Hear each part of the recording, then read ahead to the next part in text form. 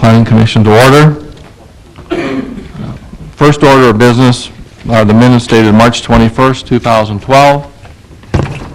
Is there a motion to approve? Then a motion to approve. Is there a second? Second. Any corrections or additions to those minutes? If being none, all those in favor of the motion signify by saying aye. Aye. Aye. Opposed? Motion carried, minutes approved. Today we have 19 items on our agenda, so this may be a long meeting. And I again would ask, if you'd like to make public comment, feel free, feel comfortable, come forward. But limit your comments to the property and not the people that are presenting. Mr. Chairman? Yes, Mr. Pecan. Late yesterday, item number 18, the rezoning petition for the Cordy property, or commonly known as the Cordy property, in the northeast quarter of Section 28, Township 140, Range 96, which was item 18. They withdrew their petition. Thank So we have 18, so we're moving along. Thank you. We can take a break a little longer then. The first item then will be a special use permit. It's to consider a special use permit for a 3,000-unit crew camp facility located via Energy Drive in the southeast quarter of Section 1, Township 139 North, Range 96 West.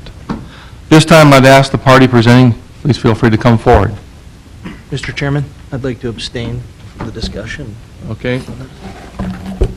Good morning. I'm Dennis Van Leeuwen, Vice President of Construction for Accommodate International. To my left is Mr. Greg Birdsall. He's the President and Founder of Accommodate International. And we also have with us Steve Crawford, who's with American Campus Communities, who will be the operator of the proposed facility. Before you, you have a three-ring binder with our permit proposal. I know that it's quite thick. So if I could direct your attention to just the inside cover, I've prepared an executive summary for you, which will hopefully give you a quick overview of the project and touch on some of the more important points of the project. One thing to mention with this proposal, if you look at the tabs, it follows exactly the permit application which the City of Dickinson has requested. And so if you're familiar with that sheet, any of the information within this proposal, you can directly go to it just off of those tabs. So with the executive summary, we quickly describe the property, which you're all aware of, the purpose of the project, the owners, developers. We talk a little bit about the contractor, the architecture and engineering team. We also go into quite some depth within the proposal regarding American Campus Communities. And we would hope that as you get a chance to review the proposal, you pay particular attention to that and the level of experience which this group brings to the table in operating and maintaining the facility. On the second page, we point out some of the items that we believe are key points specific to the accommodation facility, things such as it being a closed camp, a dry camp, 24-hour security, access both at gates and access into the individual buildings. We talk in depth about, through our work session that we've had with the city, as far as the parking, routes of access for EMS, and many of the other things such as phasing plans, etc. Also, we've brought today, just for discussion purposes, some larger renderings of the property, and I'll move over to that here momentarily and just point a few things out to you. But if you go to section 5 of your book, within that we have given you foldouts of the renderings that are here before you. One of the things that we were asked to pull together initially was a phasing plan for construction. That is the first page that you should see within your foldouts, and I'll point a few things out there.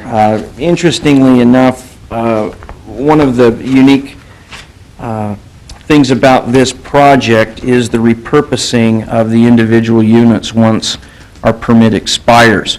You will also see within this foldout then some of the different single-family and multifamily configurations that are proposed for down the road when the project is essentially dismantled.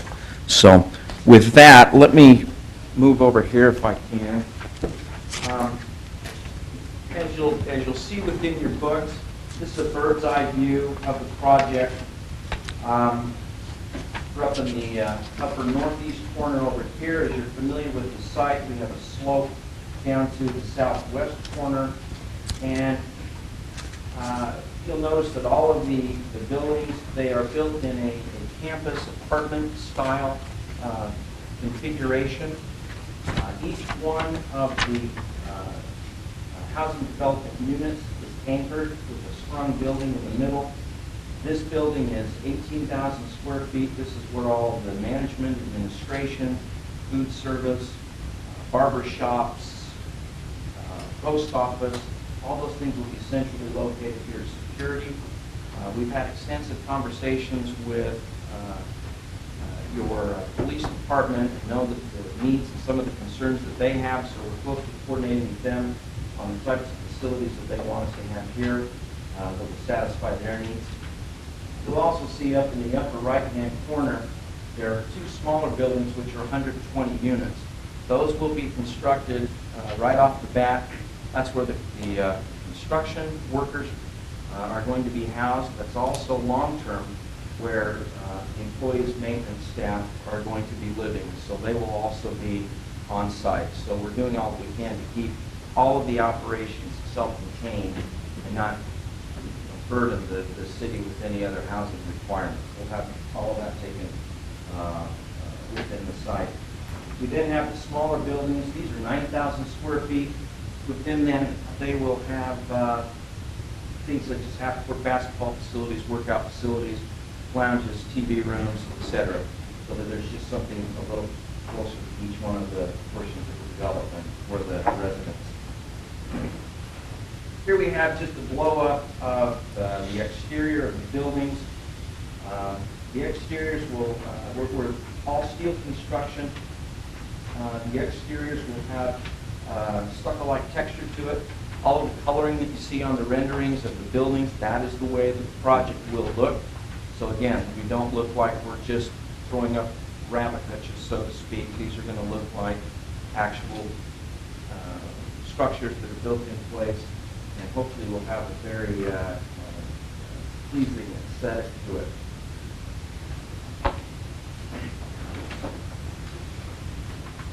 We then have our phasing plan. You'll note that as you come in off of Energy Drive and connect down to East Millard, we've got a bypass road here. We wanted to design that in because we feel it's critical, particularly with the traffic and some of the traffic requirements that we have and still need to figure out with the city. We want to make sure that all traffic enters off of those main thoroughfares so that any loading that we have is going to take place as much as possible within the property itself. Excuse me. You'll notice that the very first thing that we will be building is the large 18,000 square foot building. Then we will go to the living quarters for the construction staff. Then from there we will phase by building out the main anchor building and down along the eastern margin. Then we'll come back across and work our way out of the site. And this large parking lot down here in the southwest corner, this is where all of our construction staging will be contained.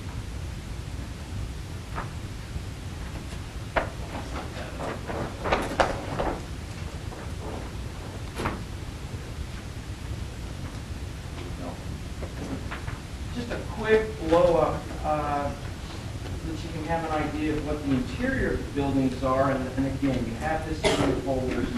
But you'll see one of these 40-foot sections that is highlighted out of the exterior elevation. That contains 3 living quarters within it. You'll note that each one of them has its own private bathroom. We feel that that's very important rather than having the workers sharing common bathrooms. Gives them much more of a sense of they're living in a hotel rather than some type of a camp.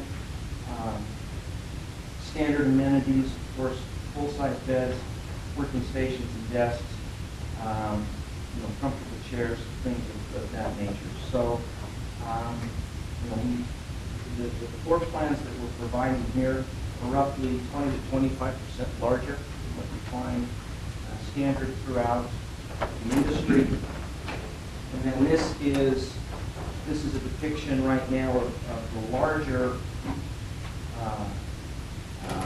communal building and where we have our operations. But you can see here, we're going to centralize all of our deliveries, storage, and then all of our food service, and then some of the vital systems that are going on, which allows us to have the other outbuildings strictly for relaxation and recreation. So everybody can come here to do business, eat, take care of the things that they need, and then go elsewhere. One of the things that we felt is critical, and we've been able to do through this type of phasing is, in coordination with the city, we've been able to stage the project such that when we finish a phase and pull a certificate of occupancy, we can close that section off, not have construction being in the occupant's way, and from a safety standpoint, from construction, be away from those that are they're occupying the units. We've also had extensive coordination already with fire and life safety. You'll note that around the perimeter, we've already identified where all of our hard asphalt or hard concrete surfaces are going to be. We have left some of the interior spaces just in crushed gravel for parking, but we've gone through and looked at all of the radiuses, just making sure, understanding the size fighting equipment, how many tons those machines are, what type of underlayment we need, et cetera. So we're hoping that as we go into the construction document approval phase, that a lot of the preliminary types of issues have already been addressed, so that we can assure to the city that when we show you this site, this is the configuration that we're going to build. So we've hit those key points, designed towards those to accommodate the city, and we were at the point now that we can, with your approval, go to construction documents and start working with you on some of those primary. So with that, I would be more than happy to entertain any questions from the council that you might have. Thank you for your information. Does anyone have any questions at this time or comments? Mr. Chairman, I just have a quick question with respect to the rendering. You show, because we had discussed which areas should be gravel and which should be hard surface. And as staff's perspective, we didn't feel that the entire thing needed to be hard surface. Is the grade depicted on your plan, your site plan, the colored site plan, that would be hard surface, and the light tan in between the buildings would be gravel? Is that right? Correct. That's correct. Okay. Then with that, staff is satisfied. Have you had any fires in any of your facilities before that you know of? I have not. Has American Campus had any fires? The most common type of fire we have is actually cooking related, where we have a big project with the United States Navy in Norfolk, Virginia, and some of those sailors maybe aren't so adept with cooking. It's just localized kitchen fires, but then we have fire sprinklers which activate, and so there's no major issues beyond some minor cosmetic repair within the unit. I'd be careful how you speak about the Navy. I'm a Navy child. My dad was for Navy, so I have a reverence. But some of them are learning to cook. Okay. So we do not have cooking facilities within the units themselves. We'll probably have a microwave, but other than that, they need to go to the main building. So your materials basically in this facility are fairly unflammable. They're fairly fire safe. Non-combustible, and right now is planned to be a fully sprinkled complex. Okay. I had a tough time seeing that one view you had there. It had trees blocking the view of the building. Oh, Is that going to occur fairly early on in the project? the Yes. What we have agreed to do is as soon as the site work, the mass grading is done, the perimeter of the site will be bermed because we just have a lot of excavation that we need to mound up, and we also have some issues that we're working with the fire department as far as blast zones and things. So as soon as those berms are up and the mass grading is done, the landscaping around the perimeter will go in. Do you have a process about vacating it? What's the average time stay of an employee? You know, we're hoping that the average time stay is going to be, you know, roughly around 12 months. As far as if that individual leaves, you know, we really leave how they're vacated up to the clients, basically, the producers.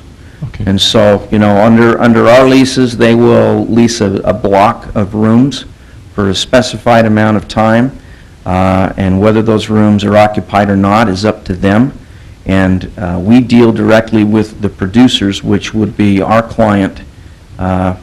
We monitor the individual, but when it comes to what they're doing with their employees, that's under their umbrella. So under a certain time frame where you get down to, say, 60, 70% occupancy, Mhm. and it looks like it's going to be that way, at that point in time, will you start removing some of the site or not? Or you wait till you're down to a point where you... Well, I think to keep the integrity of the project, we would like to keep, I mean, when the project shuts down, people are gone, that's when we plan on dismantling and repurposing the site. With that in mind, we have placed contingencies, though, within this particular layout. And that is, with the buildings being in phases or pods, if we start to drop off on our occupancies, it allows us the opportunity to, say, close a phase out, and from a remote side of the project, begin to start taking things down if we want to, without affecting the living and the accommodations of those that are still actively on the job site. So those are things that we can certainly discuss and refine a little bit more if there's concerns with that. Mr. Novlin? Yeah, sir, I've got a few questions. When you did your planning for this type of facility, can you give us any idea of what type of time that you thought you would be here, and how fast you would build? I mean, you're not going to, we obviously not build 3,000 immediately. We understand that. Can you give me some kind of a time frame? Our time frame is we are projecting and hoping that we could break ground late this summer to start the mass excavation and bringing the utilities into the site. We will immediately then go to, as I mentioned, erecting some of these sprung buildings. One of the things that's critical to us is we do want a controlled, enclosed environment when we are constructing these units. Those will be done within some of these sprung buildings. It's our hope that by the end of fourth quarter of this year that we'll start to see units be erected and buildings brought online. And so the overall construction build-out time, I'm projecting to be around 14 months, which is an aggressive schedule, but with the system that we're using, I believe that's a very obtainable schedule. Obviously, when we have limits to the time frame that a project can exist, getting to market very quickly is of the utmost importance for us. We've understood and have discussed that the permit is initially issued for 5 years. We have a very substantial and significant investment in putting up a property of this size. And so it's our hope that with us being good operators and good partners with the city in conforming to all of your requirements, that there will be some type of an extension to that, particularly given if the need for housing is, continues to be as strong as it is right now, then we think that that extension would be a very good benefit to all parties involved, and particularly the city. And so, in the kind of the short window of things, you know, we'd start toward the end of the summer. We'd like to be completely up and operational within 14 months from that time, and then from there we deal with the horizons of how long we have the permit in place. But on that question, what phase, I mean, are you talking 500, 1,000, 1,500? Do you have, I mean, you've done your planning, so you apparently are working with some producers that will give you employees, because this is strictly temporary housing. It's not apartments, it's not motels, it's temporary housing. So can you give me some idea of how, I know you can't tell me what producers you're working with, but how you have dealt with the industry that you feel it's feasible that there is a need for 3,000 temporary workers eventually in this area? I would have to say that that's, we have a, from my side of the table, we have a number of, I would say, sister companies that work directly with many of the producers in the area, and for a number of years we have worked closely with their human resource people. And you know, really kind of the impetus of this project is we've heard over these years the difficulty that they're having in finding something that is somewhat centrally located, has the amenities needed to attract the employees that all of the different producers want. And so pulling off of that information, and not that there's anything in writing in front of us, but we know if we look at the overall plans for expansion, if we look at the number of rooms available of this type, if we look at the projections of expansion rates and the number of years that different producers, and not necessarily just the producers, but those that are helping to service the fields as well. We have right now people as far as western Montana who are here working, that are, in fact, one group that has already given us an LOI for 350 beds alone, and that's kind of unsolicited. So it is our hope. Of course, you know, we're in the development business, and there's always a portion of risk that goes along with that. But I would just basically say that our intelligence gathering from across the broad spectrum of those that are involved in this industry, that there is far beyond, the demand far beyond what it is that we're providing here. We had a lot of debate initially as to how large of a project we should make, and all indications that had come to us were maximize every single bed that you can on here. It would be very easy to do, you know, a smaller number of beds. But as we kind of go through and we look at our tracking list of everybody we've talked to, we're probably short by 2.5 times of what we know people are requesting.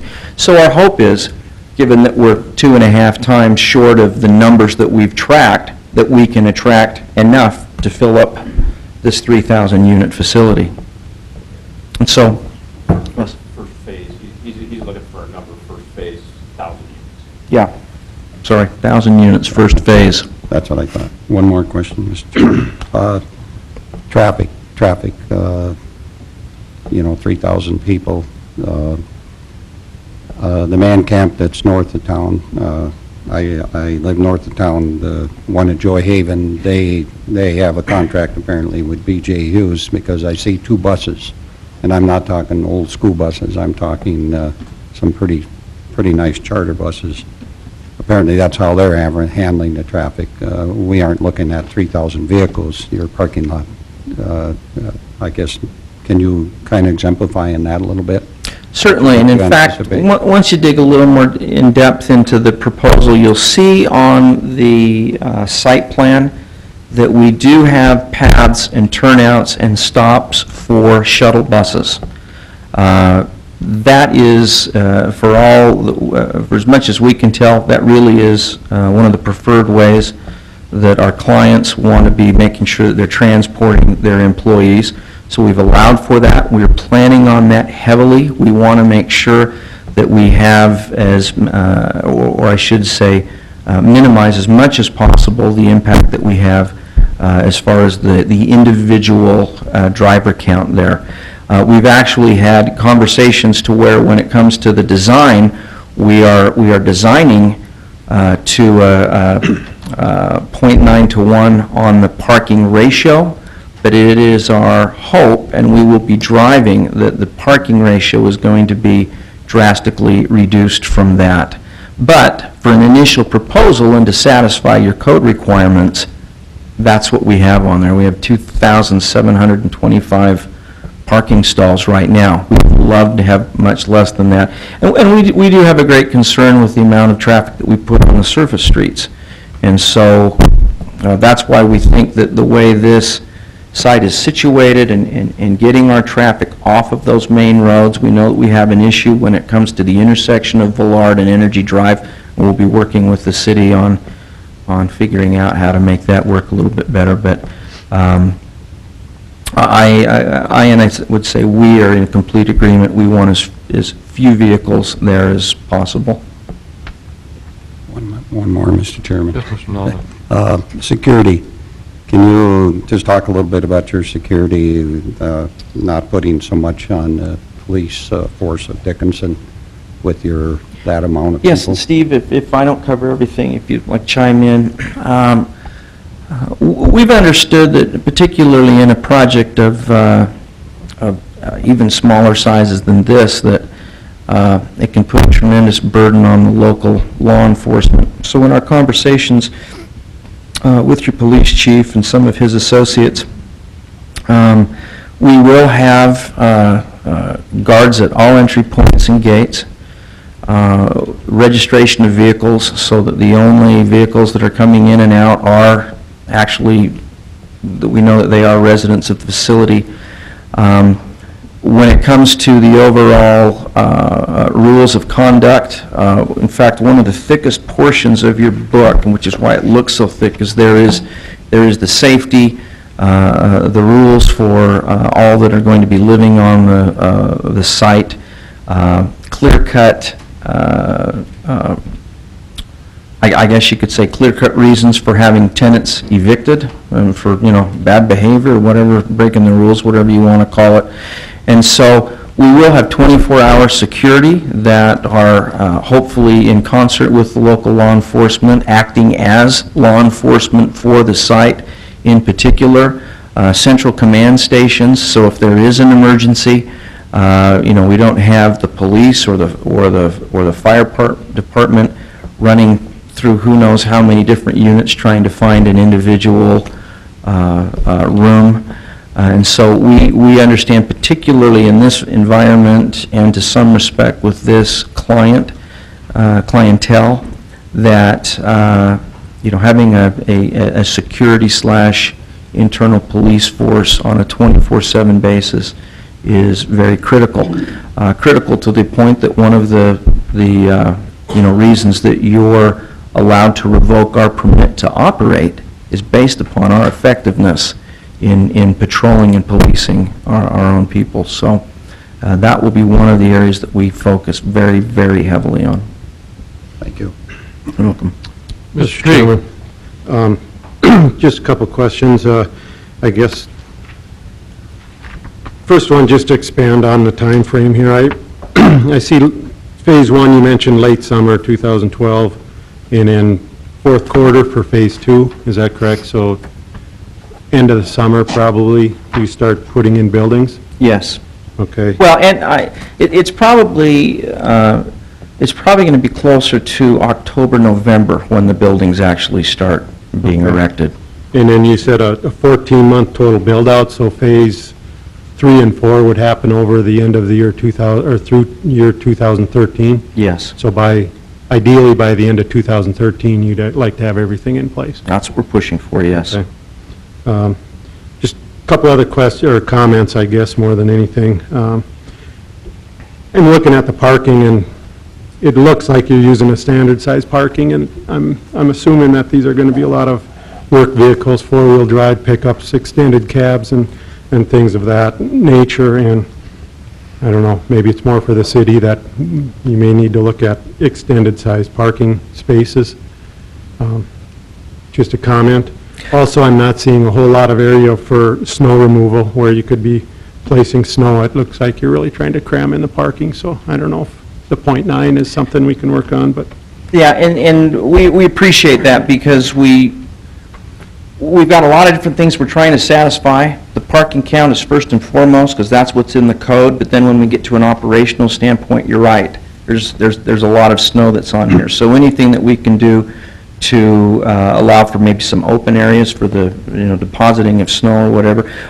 We don't have dimensions on these parking stalls, but in my conversation with the architects in my office, we have discussed larger vehicles, full-size trucks.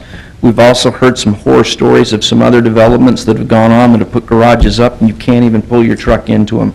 So we are aware of that, and that's something that we will make sure that we address. And last comment, I know there's quite a difference grade separation. I think I saw in one report here, 50 feet. Even if your immediate working area is 30 feet, how do you plan to address that with, is that something that your commons area here can adjust with, or? We can, if you look at the way these different buildings have been set up, and if you look closely on the bird's eye view, you'll notice that buildings are staggered and dropped per grade. So you may have, for instance, if you look over to the east on the largest building there, you're probably going to have two buildings at one grade, ramps that are coming down at accessible rates to a building, and then you'll probably step down from there. So you can actually, again, see if you look closely on the bird's eye where there is retainage on the downward hill side. And we actually have close to 65 feet of grade drop over it. So it's an issue, and as we're starting to look at the contours, over on the northeast corner, the site starts to drop quite a bit. So you'll have a hillway that goes up to a berm, and then you're onto Energy Drive that way. So when you look at it overall, there's about a 4% grade across the site as we're designing it right now. So adequate for plenty of drainage and everything, but not so steep that we've got an ice rink in the winter with trucks. Again, I'm sure that's detail that'll get worked out, but just, thank you.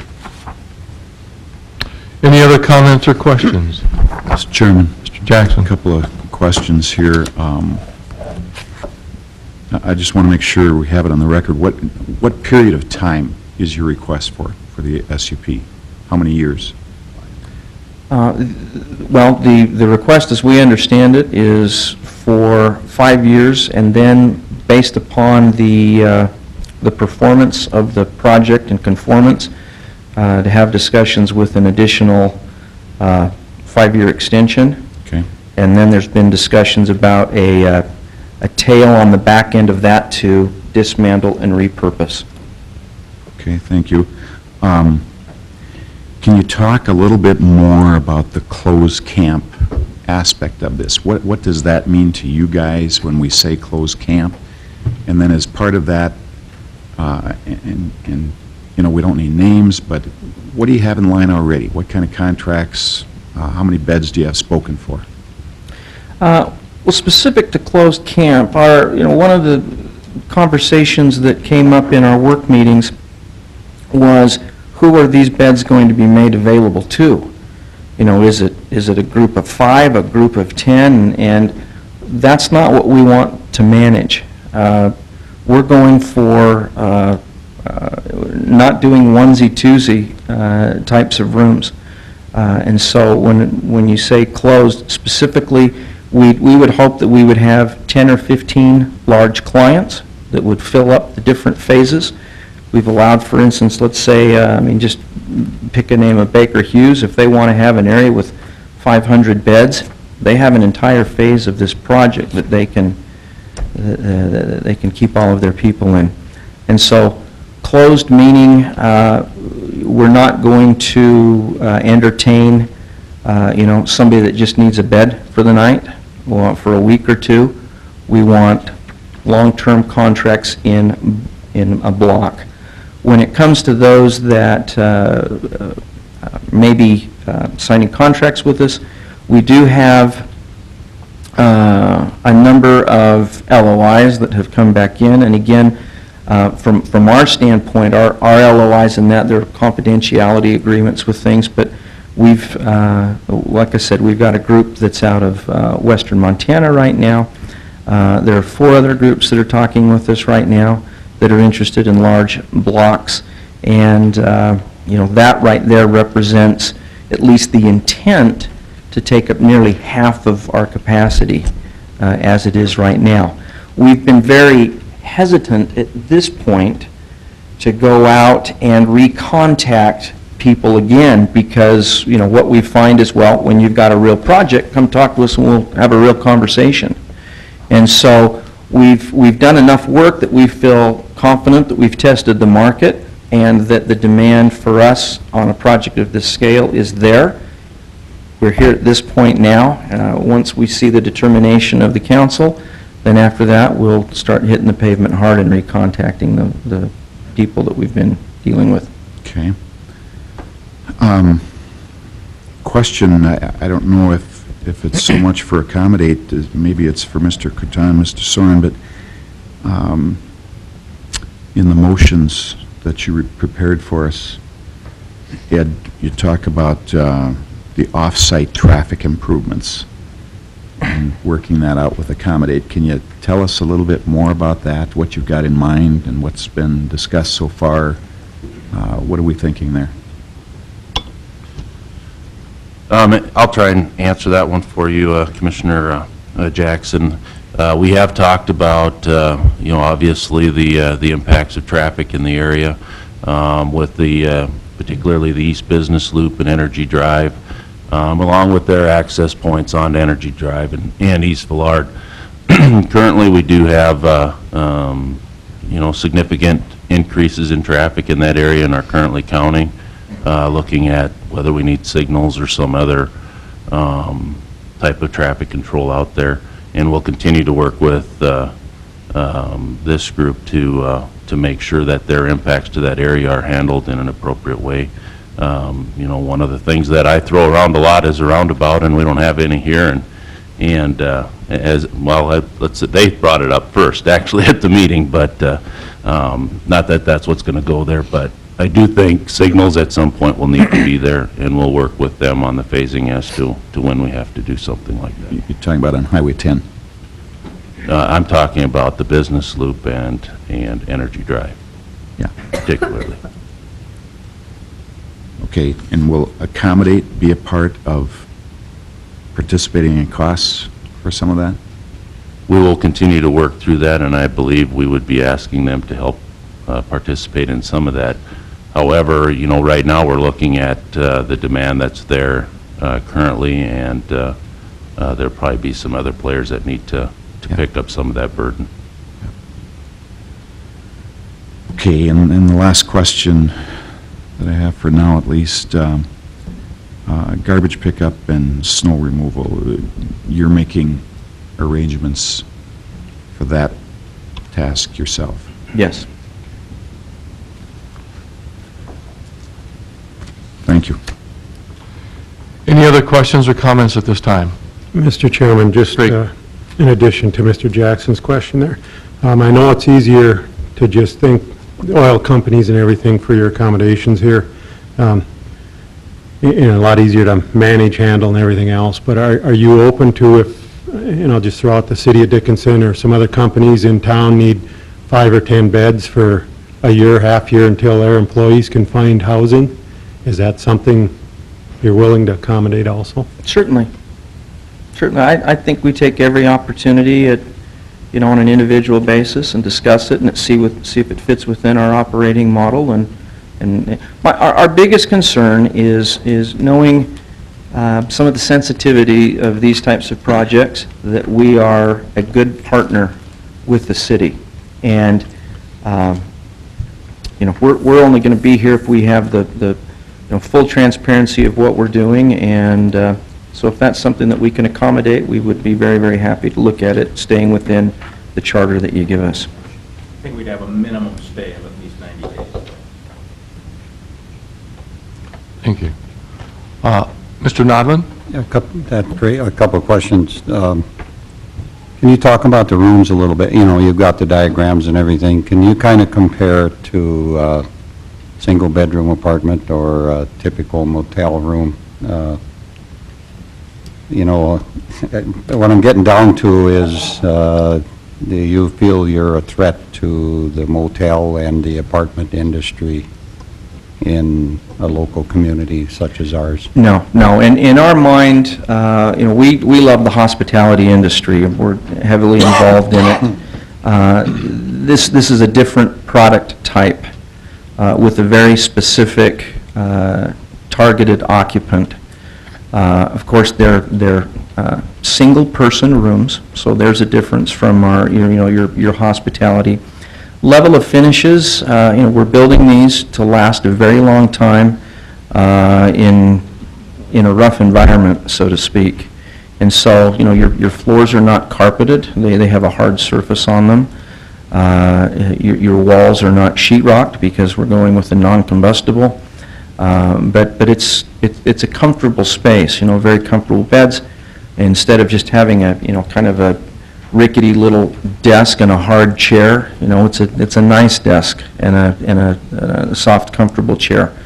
The bathrooms will be built extremely sturdy, bomb-proof, so to speak.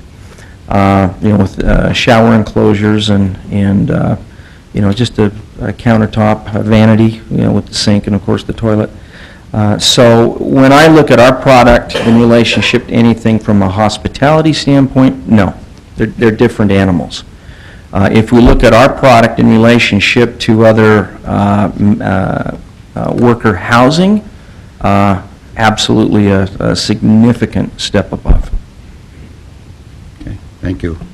I had a question that I think I'll have the city engineer, Mr. Corton, answer about the time frame of the 5-year contract. When would that actually start?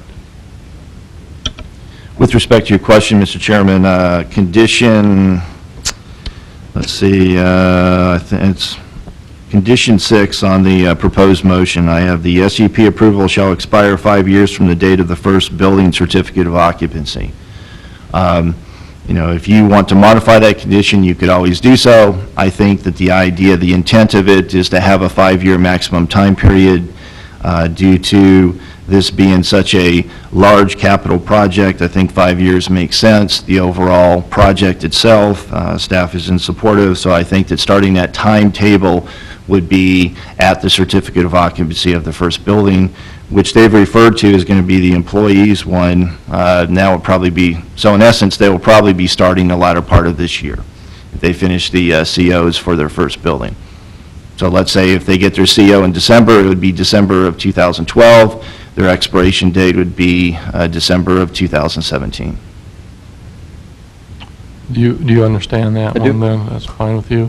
I had one more question about a storm shelter for the people that would live there. Is there anything that you've thought about what they're going to do in the advent of a severe summer storm? It is addressed in the safety plan, but it has not been designed into the overall building plan yet. It's just one of those things that, you know, we've taken it to a certain level right now, and of course then when we start getting into the safety zones and things, that'll be built into it. So we'll make sure to get that in there for you. Mr. Chairman, I have that as condition 9, that they have to get approval from Bill Falsing, the Stark County Emergency Management Supervisor. Thank you. Any other questions or comments? One more, Mr. Mr. Chairman. And it might be for Ed or you, sir. If we're really counting on the oil industry, I mean, that's what's causing most of this and why this is happening. What if 2 years down the road they pull out? What if the industry just, something happens in the industry? You just you dismantle and you reclaim and you're gone? Yeah, That's the chance you take? Well, obviously, we still have the piece of property that's there, and yes, that is the chance that we take. But we've talked about repurposing that site in cooperation with the city possibly, as far as having a single-family type of a situation, possibly a multifamily. That's down the road, and we don't know exactly what those conversations will be. The beauty of this system, however, since this is modular construction, is if for some reason the demand and therefore the project goes away, you take these units down and you repurpose them. And I think it's under tab 3, but you can see some of the floor plans of what these units can then be reconfigured to. So from an asset standpoint, yes, we would be hugely disappointed, but it's not like we have lost our asset. We just need to take our asset and repurpose it in a different way at that point. So, which is one of the reasons that allows us through our computations to go through and say that the risk of this project is worth taking because we have a backup plan. Mr. Neville. Creates one more. Can you give me a little example of different places you work with? Have you worked with the oil industry before?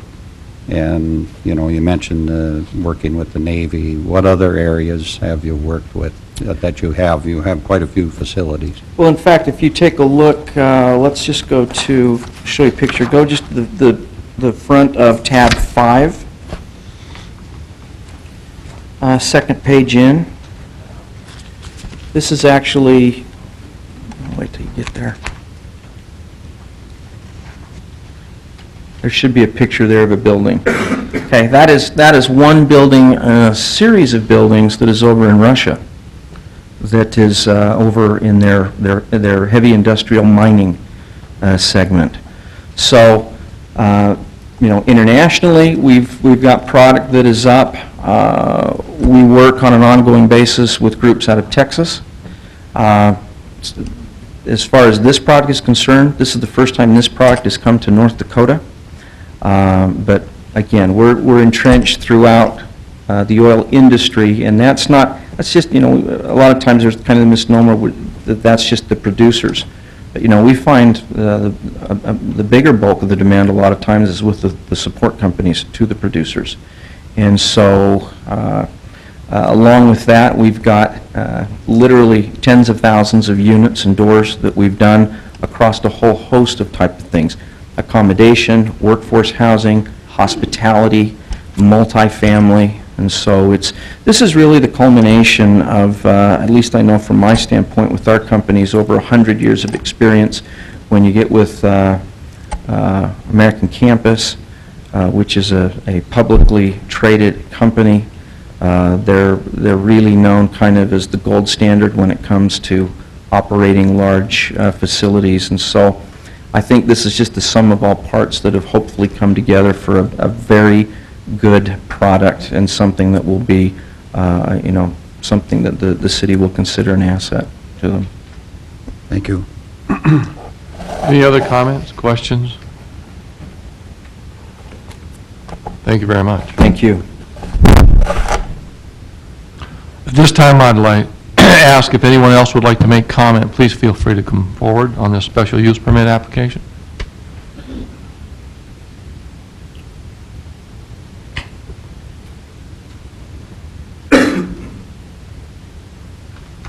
For the record, I'm Bob Zent. I live southeast of Dickinson. My main concern is traffic in and out of town.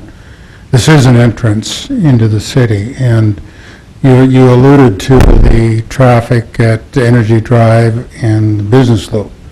That's a very dangerous piece of traffic there in front of the truck stop and General Steel.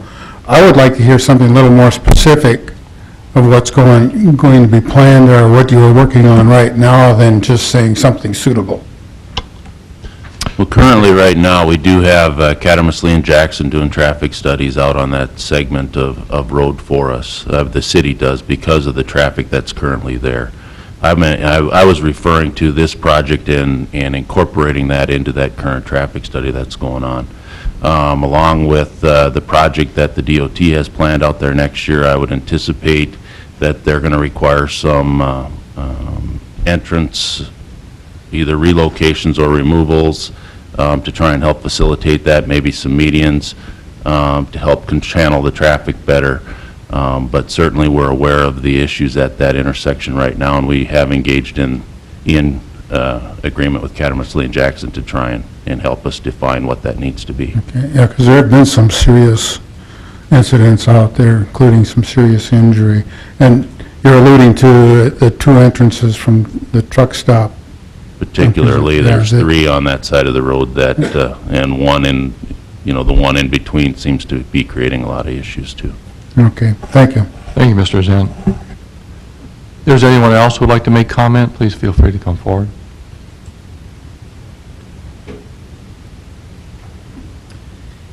Mr. Chairman, Commissioners, for the record, I'm Tim Priebe with Fisher Industries, and up until the hearing this morning, I had limited information on this project to basically what was on the website. Fisher Industries, we own the property adjoining on the west and the north of this proposed facility. Also, our main facility is on Energy Drive. So from what I've heard this morning, I've learned a lot more about it. It appears, a quality project and so forth.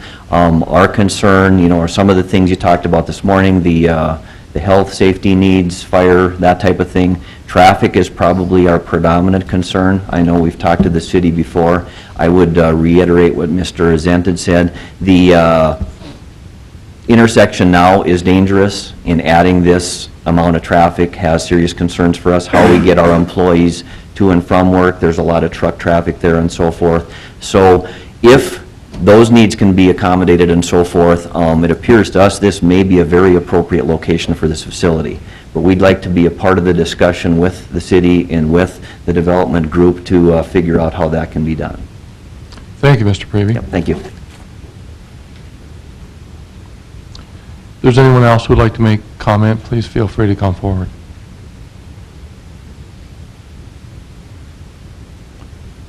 Anyone else in the public who would like to make comment?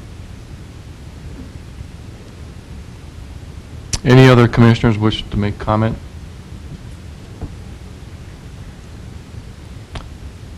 If being none, we'll close the public portion of this hearing, and I would ask for a motion.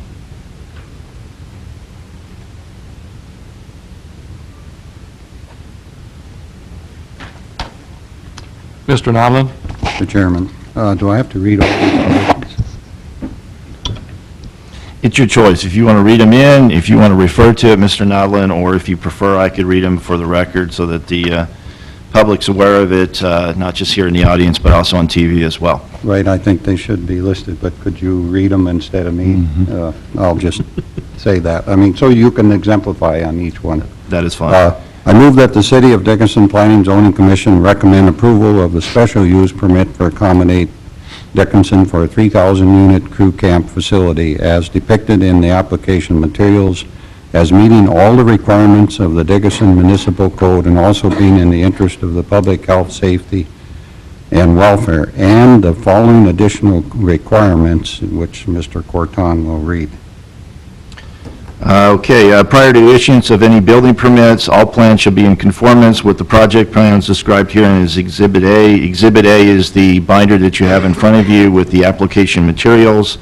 Prior to issuance of any building permits, a schedule of paving shall be approved by the city relative to entrances, drive aisles, and parking lots. I think most of that has been clarified by the site plan with the color depiction of where the hard surface and gravel areas will be, but we will confirm that.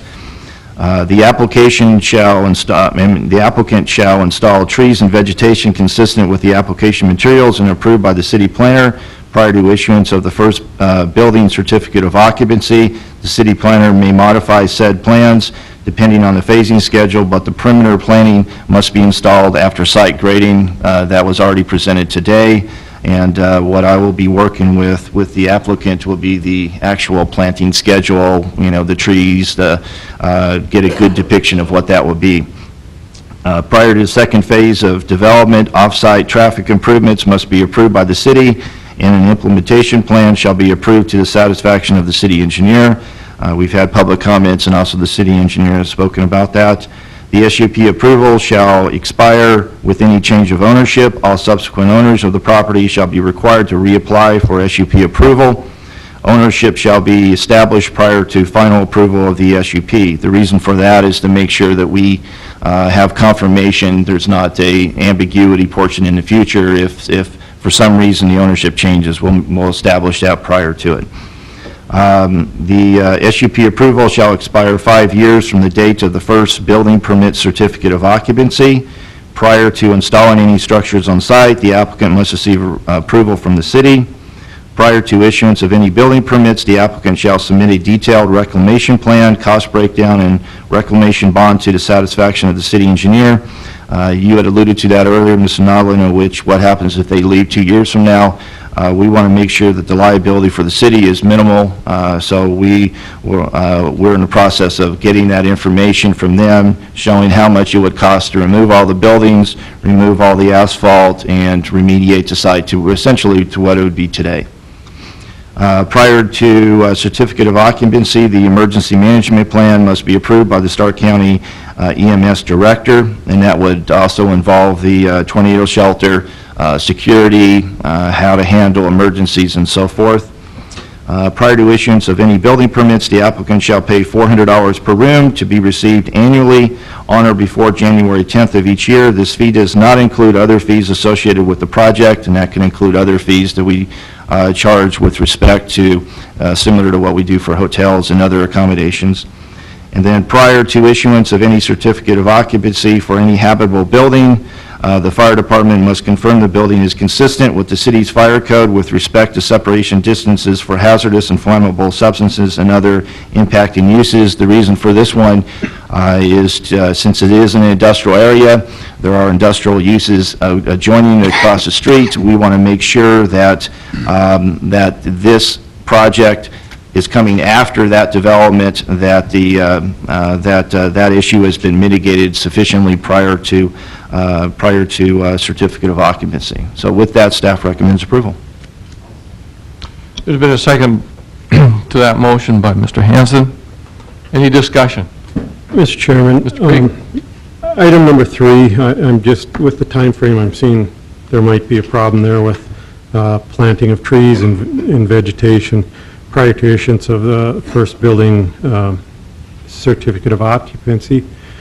My understanding is they're going to be starting the end of this year, and chances are that phase 1, or I guess it'd be phase 2, the first building phase, will probably be complete sometime midwinter.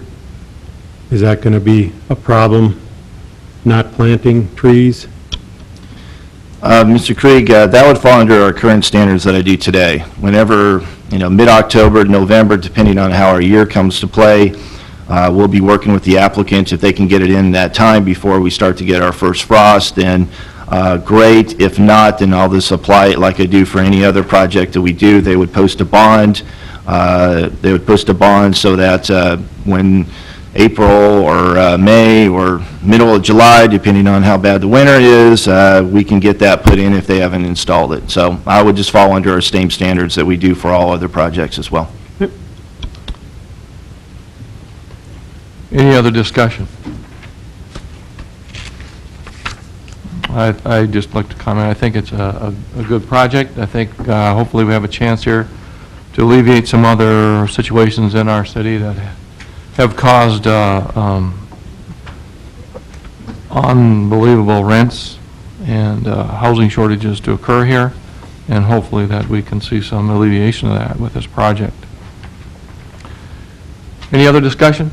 Mr. Chairman, just Yes, Mr. Jackson. Just one other comment. I think it was about 9 months ago or so that we denied an application for a crew camp, and that denial was based on the location of that crew camp. I think it's really good we did that. This location is going to be good for our city. You know, my biggest concern here is the traffic thing. We've all talked about that, and it sounds like that's being worked on. That's good. But this will be good for our city. We have to have a facility like this to handle the temporary workforce that's here. So this will be good for us. Thank you. Mr. Chairman? Mr. Nodland. I've said enough, but I just want to say that's been my biggest issue is we've approved so many R3s and we don't seem to have them built, and there is a definite need. I deal with the oil industry a lot in my position, and there's a need for temporary housing in our area. And this is a great idea. There's a few little glitches that need to be taken care of, but I think our city staff will handle that, and I think it's a great idea. Any other discussion? Thank you, Mr. Nodland. This time, all those in favor of the motion signify by saying aye. Aye. Opposed? Motion carried. Recommend approved. Thank you very much.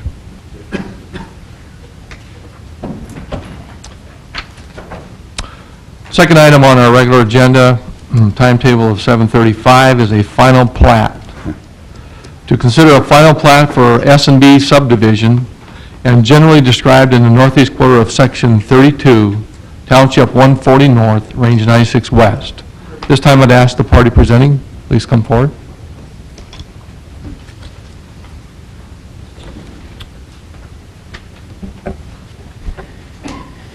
Mr. President, members of the board, my name is Will Ralph, and I'm with Sanderson Stewart from Billings, Montana, and I represent the developers of this project, the Braxton Development Group and the Sterling Development Corporation. I don't have too much to add. I just wanted to make myself available for any questions you guys might have about the plat. Any questions or comments at this time, Mr. Rob?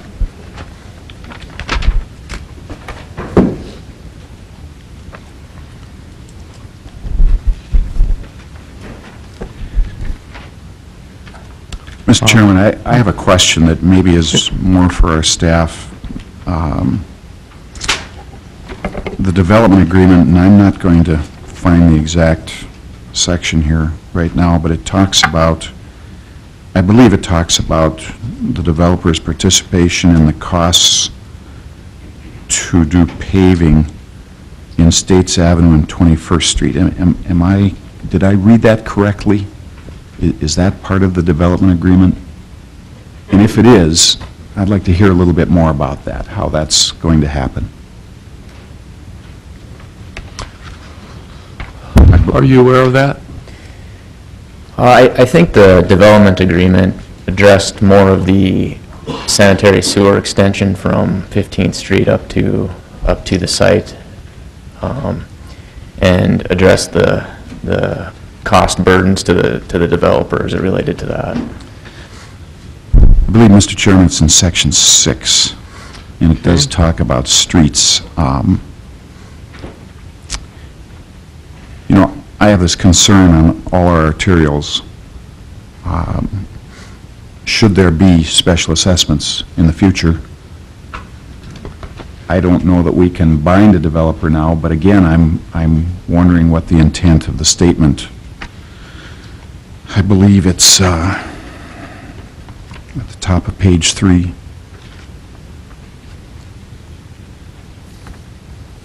But I'm gathering we don't have a specific plan in that regard, or? Well, Commissioner Jackson, you know, I know it talks about such requirement infrastructure shall include but shall not be limited to street improvements, water, storm. And then when you get below that, we talk in this particular agreement about off-site infrastructure improvements, including that. But it is the intent of this because of water and sewer extensions on states. There'll be improvements on 21st that will need to be to upgrade, but the intent of this development agreement did not include widening of street of State Avenue. Okay. Mr. Colling, do you have any comment on this as far as if this is clear? Mr. Chairman, my understanding of the agreement of what we have put in place is that this would not include improvements to State Avenue.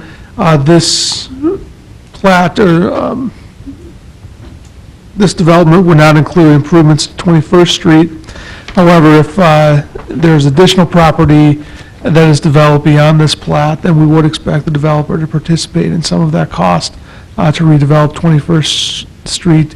As Mr. Jackson said, we cannot bind a property owner not to participate in special assessments or to waive the opportunity to protest special assessments, but that is the intent of this agreement, that there would be some participation of the developer in eventually improving that street. Mr. Chairman, I'd just like to, Jackson. just for the record, I'd just like to ask the developer's representative that you do understand that there's a good chance there will be special assessments and could affect Yeah, the SMB property. yes, sir, the development, or the developers are aware of the future potential participation on 21st Street West as Okay. part of this project. Yeah. That's all I need to hear. Thank you, Mr. Jackson. Any other questions or comments? You know, only one more. I did point out to the staff that I think there's a little vagueness in the right-of-way on States Avenue that I just would ask that you guys look at before we record the plat.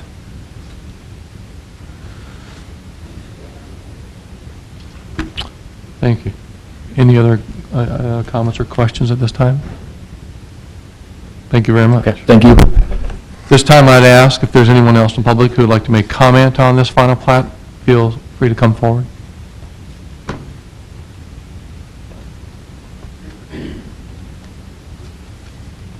My name is Andrew Schrank. I'm with Highlands Engineering and Surveying. We're working with the owners directly to the south of this property.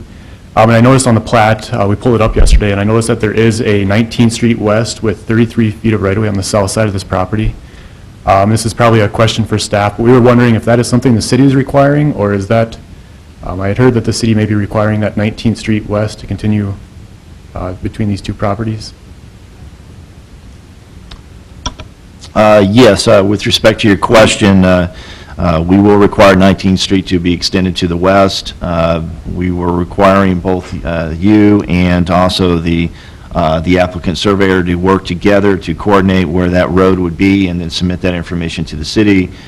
For that, it appears to us that that right-of-way alignment would be comparable to what has been shown on there. So as part of your development, that extension of 19th Street, the northern portion would need to be extended. Thank you. Thank you. Any other comments or questions? Please feel free to come forward.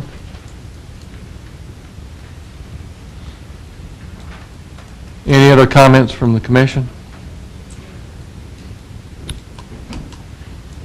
We're all set with parks? Okay.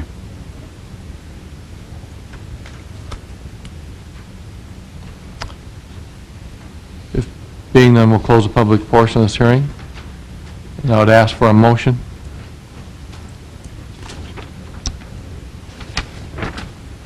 Mr. Chairman, I'll move that the Dickinson Planning and Zoning Committee recommend approval of final plat for S&B subdivision as meeting all the requirements of the Dickinson Municipal Code and also being in the interest of the public health, safety, and welfare.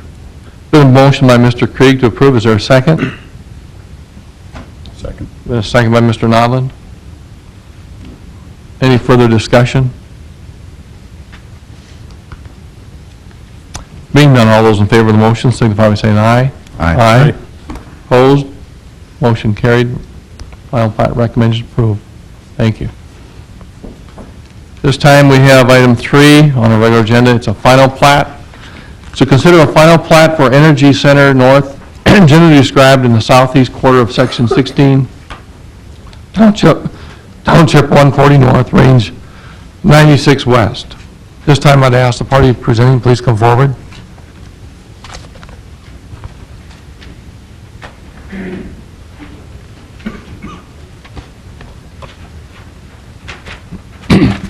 Andrew Schrank with Highlands Engineering and Surveying. I believe the only change we've made since preliminary plat was to revise the right-of-way along 33rd Street as requested by the North Dakota DOT. If you have any comments, I'd be happy to hear them.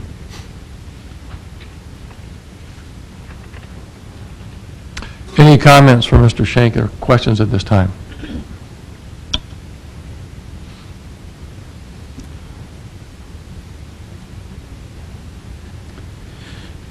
Mr. Chairman, Mr. Jackson. The question is for Mr. Shank or the developer, but I'd like to know what the plans are for paving of the streets.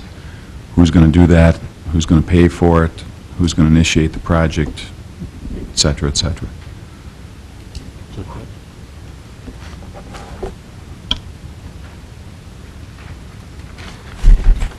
Good morning. Tracy Tews with Dickinson Energy Park. We are taking the lead on the project with RDO going in on the corner of 33rd and Highway 22.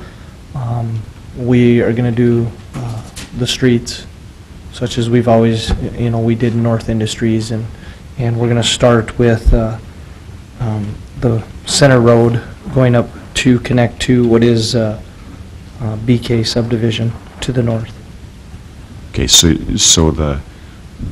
your partnership, Tracy, will be paving all the streets and paying for that? We're going to pave those 3 streets, or however you want to count them. The interior streets? Yes. Yeah, okay.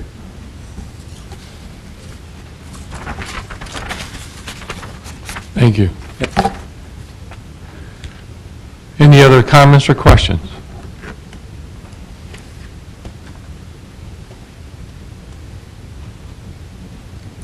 Thank you, Mr. Shank.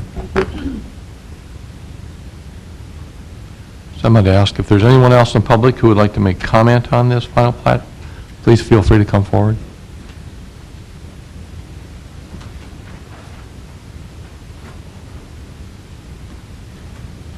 Anyone from the commission wish to make comment?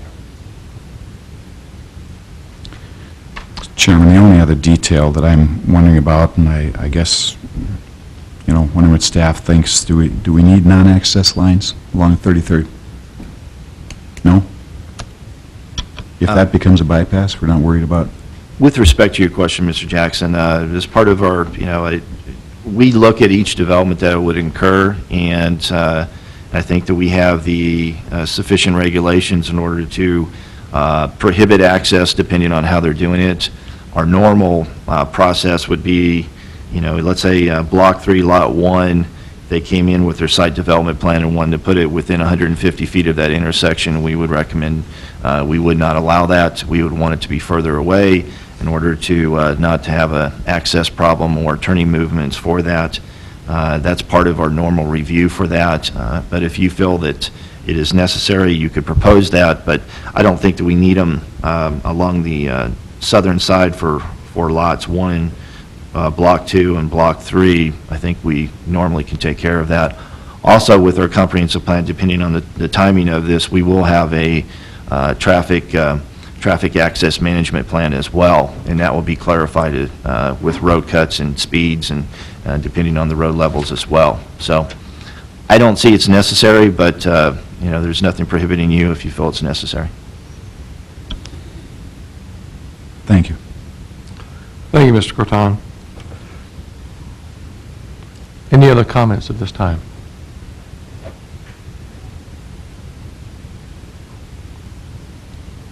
If being none, we'll close the public portion of this hearing, and I would ask for a motion. Mr. Chairman. Mr. Jackson.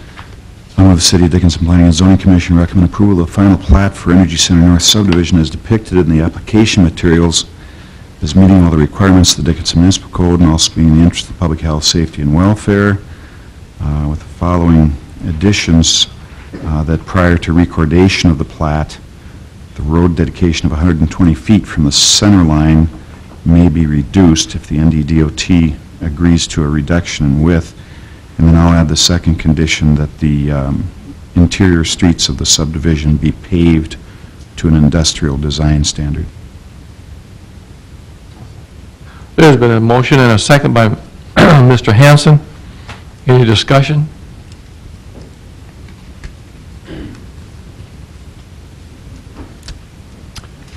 Being none, all those in favor of the motion signify by saying aye. Aye. Aye. Opposed? Motion carried. Final plat recommend approval. Thank you very much.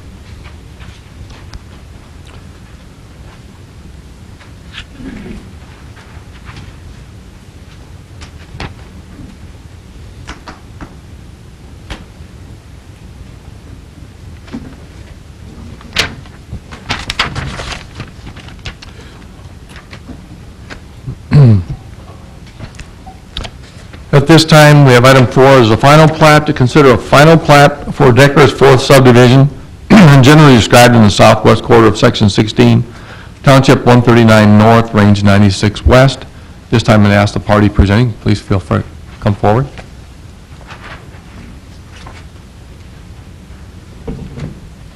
Andrew Schrank with Highlands Engineering, representing owners of Decker's Forest subdivision. Again, I think the only revision we have made since preliminary plat stage was to revise the right-of-way along 20th Avenue Southwest from 33 feet to 40 feet at the request of the city and the county. Any comments or questions, I'd be happy to address them. And that right-of-way was established and agreed to. Mr. Heiser thought that was okay, our Correct. county roads Correct. supervisor. Okay. Any questions or comments for Mr. Shank?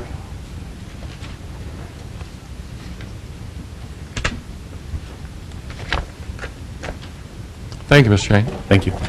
This time, I'd ask if there's anyone else who would like to make public comment on this, please feel free to come forward. Any comment from anyone on the commission?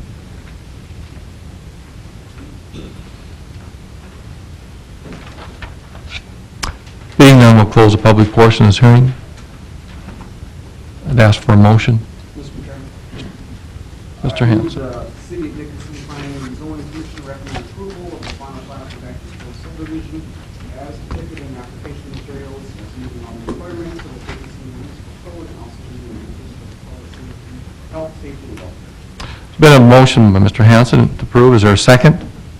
Been a second by Mr. Nodland. Any discussion? Well, I'm glad that the county superintendent of roads helped these people out in getting this done, and wish them well. All those in favor of the motion signify by saying aye. Aye. Opposed? Motion carried. Thank you very much. Item 5 on our timetable is a zoning text amendment. This might take a while. It's to amend section 39.05.006, which is the planned unit development and to allow greater flexibility in land uses. Mr. Cortang, I would ask you to present this.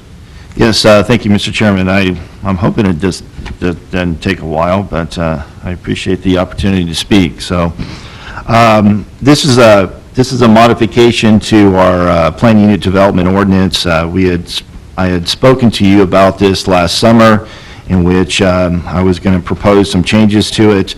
Our ordinance itself is kind of antiquated and outdated, and there are some provisions that needed to be changed.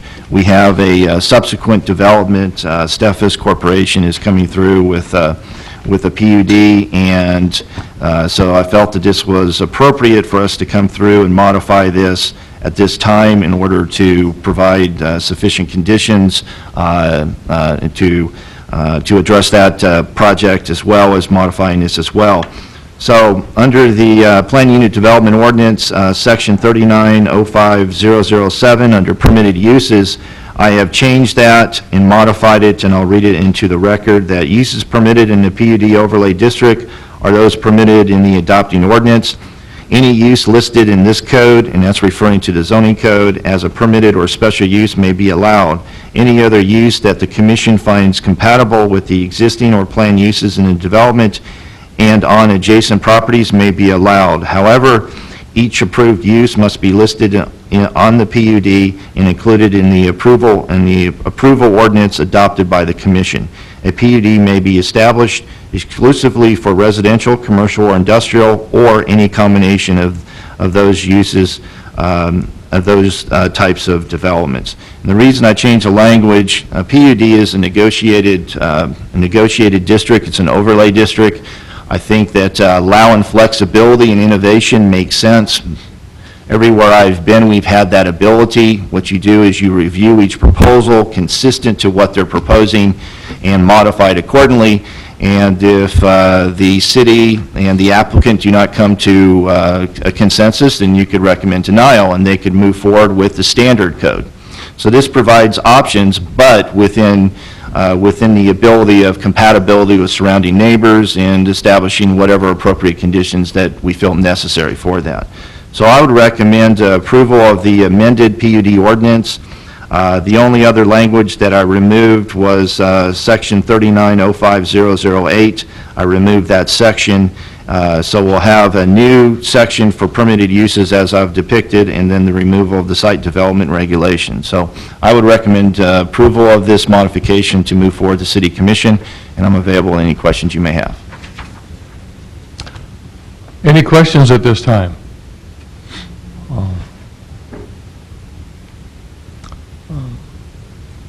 Just, does this conflict in any way, shape, or form at any time with special use permits provided? This kind of goes across the board from any area zoned any way that a PUD could be approved, combination thereof.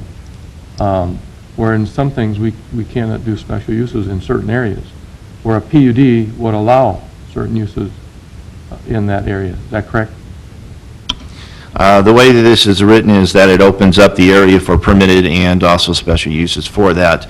There'd be no need if, if somebody came in with a PUD and it was under the existing zoning as a special use permit, all you do is you just say that that use or subsequent or accompanying uses would be allowed with that. In this particular case, as any plan unit development moves forward, and I have a couple of potential ones moving forward depending on the outcome today, I have told the applicants you have two different ways of addressing the permitted uses within it. You could refer to the zoning code and say that it is that the permitted uses are, let's say for residential, all the uses within an R1 zone, and then it's clarified, it's easy to interpret. Or you say that they are all the uses within the R1 zone excluding this use and this use, and then you adopt your plan unit development accordingly. But I make sure that as part of the narrative and project materials that the uses, the development regulations are all included within there, so there's no ambiguity for that. The only difficulty that you have with the plan unit development is that on our zoning map, you'll show it as a PUD, so you're going to have to refer to a file to see exactly what modifications were allowed for that. Based upon that, I still feel very comfortable with them. I've used them in my past. Yes, it takes a little more time until you're familiar with what uses may or may not be allowed, but you're allowed to condition it above and beyond that a standard zoning would be. So that's the trade-off. That's the process that's good with it. It also provides innovation and flexibility as well. Thank you. Any other questions or comments on this?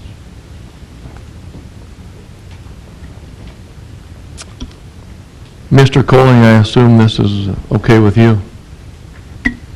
I think Mr. Corton's done a good job here, and I would recommend approval as well. Thank you.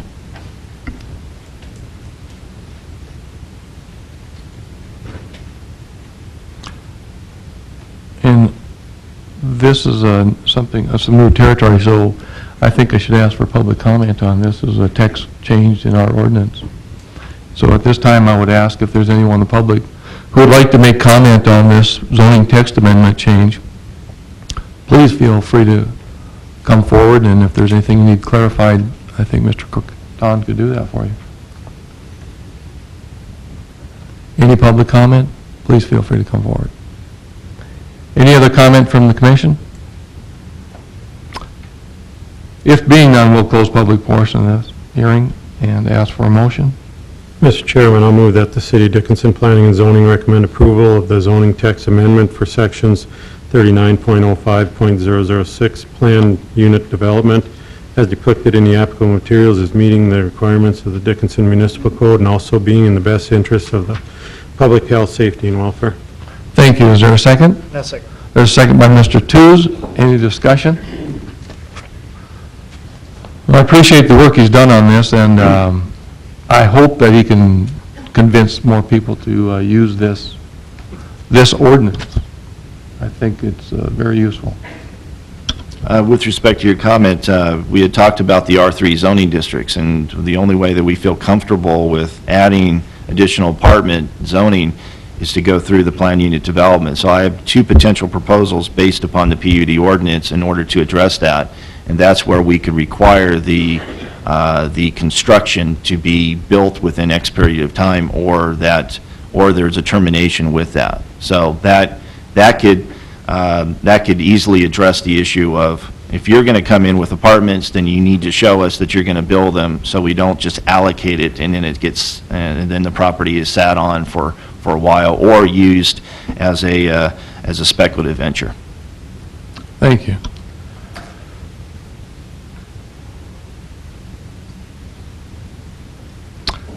Any other discussion? If none, all those in favor of the motion signify by saying aye. Aye. Opposed? Motion carried. Zoning text amendment recommended for approval. This time, we will continue on with item 6. It's a rezone petition. It's to consider a rezone petition from AG to Planned Unit Development for a tank yard at the southwest corner of 20th Street Southwest and Highway 22, and described as the northeast quarter of Section 21, Township 139 North, Range 96 West. This time, I'd ask the party presenting, please come forward.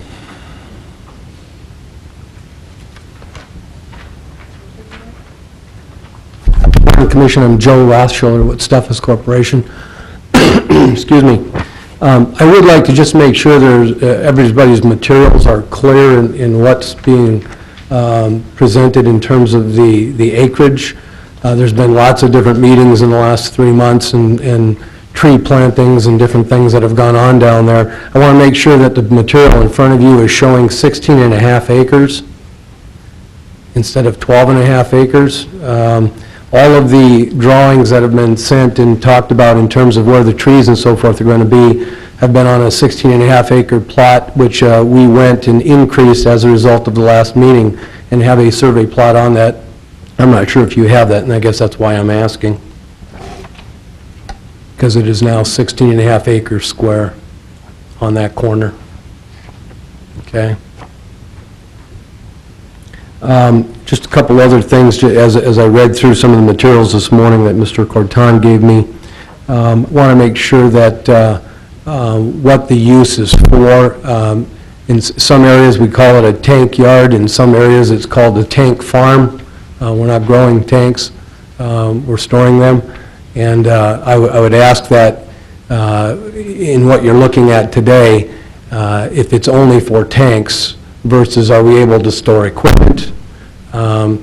Big lot, you've seen it, we've put a lot of dollars into it, control the dust as well as give it a hard surface. But if we've got equipment that has to be parked there, such as a truck or a tractor, or we also put storage vessels, if it can just be a storage yard, would be a consideration to ask you to look at.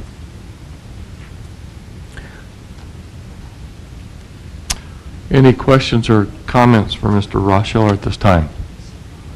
Mr. Corton? Yes, with respect to the comments, Joe, what you could do is provide us with an updated survey before we go to City Commission on that, okay, so that it's clear on it. I do have these two, and I went through old records for that. Is this your most updated information? So that will be attached with the file, where I have the grass, and it shows the trees. There's two different ones that I do have. You might want to check and just make sure that prior to City Commission, we have the most updated information not a problem. for that. Conceptually, city staff's in favor of it. We've been working with Joe and Greg, and you know, they have started plannings. I told them that they probably should hold off until they get approval for that, but they had already purchased it, and you have to plant them, you know, in order to survive. So they've went ahead and started that. I think the tree planting concept as part of the screening makes sense. The conditions that we have here, I think, are appropriate to keep it the way that has been presented. I will modify the language. To me, it's semantics, either a tank farm or a yard, but I'll just put a yard in there. Under condition 4 of that, I did specify that the property may include other associated uses similar to the storage of industrial tanks approved by the city planner. That provides some flexibility to address the, you know, the storage, you know, maybe some additional storage, or to have a vehicle or two on there. The key is going to be that it needs to stay essentially what it is today, with some associated equipment and the rest, that seems fine, but not to transition into something else. And I think we're all in agreement of that. So that provides some flexibility. I have proposed 6 conditions. If you would prefer, I could read those into the record, or you could do that as part of your motion. I think that addresses all the issues that we may have concerns with, and based upon those conditions, if you adopt them as part of your resolution, city staff would recommend approval.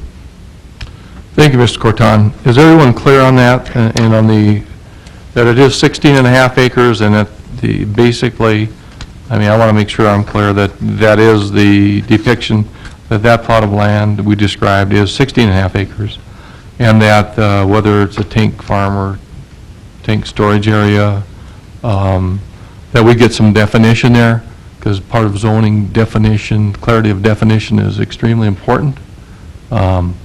And the flexibility Mr. Corton needs, that somewhere in there too, there has to be some clarity of definition, and give him the flexibility within those defined terms.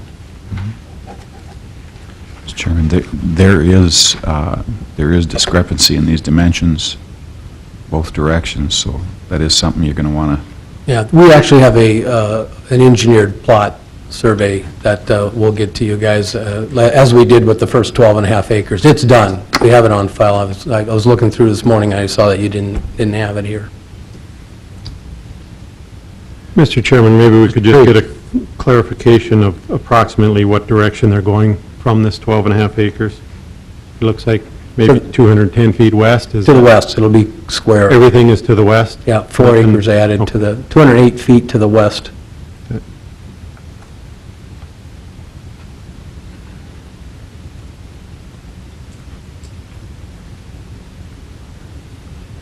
Any other comments or questions?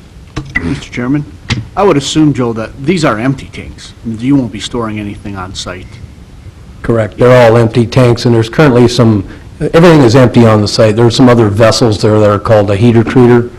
They are also empty, but they're coated in our south plant that are also stored out there. And there's some, typically, or once in a while, there'll be some fiberglass tanks on that site as well that come from another manufacturer for our customers. Thanks. Thank you. Any other comments, questions? Mr. Chairman. Mr. Colling. Just a comment on timing as we move forward with this. In order to have the commission approve this PUD for Steffes here, we would have to have the PUD ordinance change approved by the commission. So it's just a matter of timing. We'll need to run that through the commission, have their approval, and then bring this. At the same time, it may take a little bit of time to get that through the city commission, since it does require 2 readings to approve the ordinance. But other than the timing issue, I don't see any issue with this approval. Okay. You understand that? I understand, not Okay. a problem. Thank you. Any other comments, questions? Thank you, Mr. Rauschauer. At this time, I'd ask if there's anyone in the public who would like to make comment on this rezone petition, please feel free to come forward.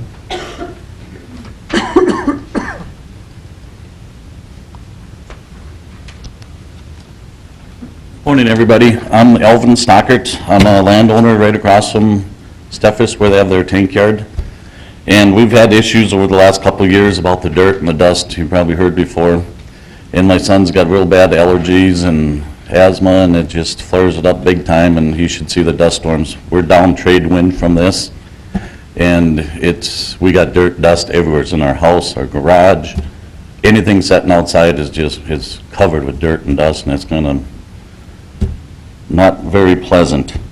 And the noise, they're banging on those tanks like 24/7. Middle of the night, you're trying to cool your house off, and you hear these guys on these big tanks hammering on them. I don't know what they're doing, but it shakes the whole neighborhood and wakes everybody up. And the other thing is like the appearance, which isn't too bad. It's in and out of there, but my concern is the dust and the noise. We complained before about it, and county does not have an ordinance on a noise ordinance after hours. So who do we go to address that issue? That would be with the city, and I would ask Mr. Colling to give you a legal comment on that. he would, if he wants to at this time. Mr. President, as to our nuisance ordinances with respect to noise, those are only going to apply within city limits. The noise ordinance specifically does not apply to the extraterritorial zoning area that we have. The only things that apply in the extraterritorial area are the subdivision code and the zoning ordinance. Nuisance would not. So enforcement of that noise issue would be up to the county. It would be up to the county to adopt a noise ordinance and to go through the enforcement process on that. Yeah, it's been ongoing for a couple of years. We've called, complained, and it's continuous. The neighbors, we talked to them too, they're all dissatisfied with it, and plus the dirt and garbage blowing from over there. I guess we're used to looking at a nice green field, and now we're looking up against the oil field right in our front yard. So that was just my concerns. I had 3 concerns about it, and I just wanted to address the commission before. Mainly the noise ordinance, that's the one that really gets us. It's, you need your sleep and undisturbed, and it's definitely there. Those tanks, they sound like just a big bass muffled, like you wouldn't believe. You can hear it from quite a ways away. So that was kind of just my concerns and a little input on it. Seems I'm right across the road from it, and when we had the wind blowing, the dust storms there, you wouldn't believe. You couldn't even barely see across the highway, and it's in our house, in our windows, vehicles, you name it, in the garage, and that's about all I got to say. Thank you. Thank you, Mr. Stockert. This time I'd ask if there's anyone else in the public who would like to make comment, please feel free to come forward.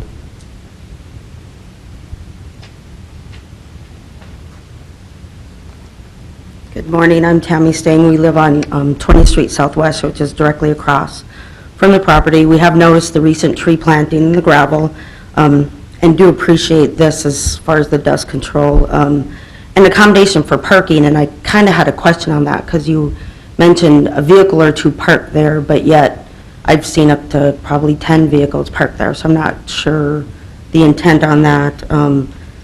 We would like to see the continued efforts for the cleanliness and dust control in this area as well. As far as the noise goes, there is noise, I will agree. My sister stayed with me and asked where the music was coming from because she heard the deep pounding. So we do hear it in our house, and don't open our windows at night, especially because of that. And I do have a little concern as well with the traffic, because even though it's for tank storage, there is semis coming in and out of there for loading and unloading of the tanks from Highway 22 to 20th Street Southwest. Thank you, Ms. Stang. Thank you for your time. Anyone else in the public who would like to make a comment, please feel free to come forward. Hello, I'm Kathy Evenson. I do live right across the street from the tank yard. I too have noticed the trees, and I appreciate it. However, the trucks that do come in go willy-nilly. There's no set road, whatever. And it does create dust. I can't open my windows. Like Mr. Stockert said, it's everywhere. I washed my house last year and it was mud. The cement that crushed cement that they put down does help. However, it's only on the front half. The back half, the Stockerts are getting it if it's from the west. I'm getting it if it's from the north or from the south. I don't know that there's any magic solution. I do agree that they're making strides, but this is unbelievable.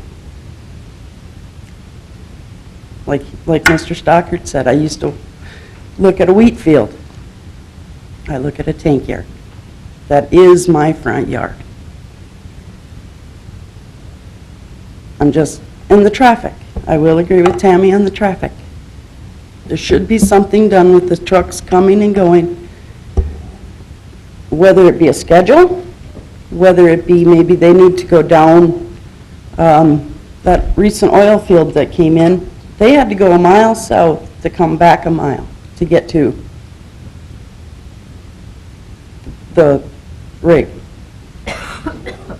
What's to say that those trucks can't do the same thing? That's my thoughts. Thank you. Thank you, Ms. Stevenson. This time I'd ask if there's anyone else who would like to make public comment, please feel free to come forward.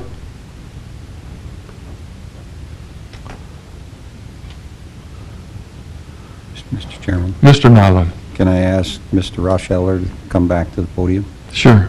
You may be able to answer some questions for you. Yes, sir. You heard these concerns, and they were there the last time. Is there anything, have you thought about anything about dust monitoring or any thoughts on that? Or have you visited with some of these people, or? Yeah, I appreciate them coming in. I have no problem with them, voicing their opinion, and they've been very good with sending me emails.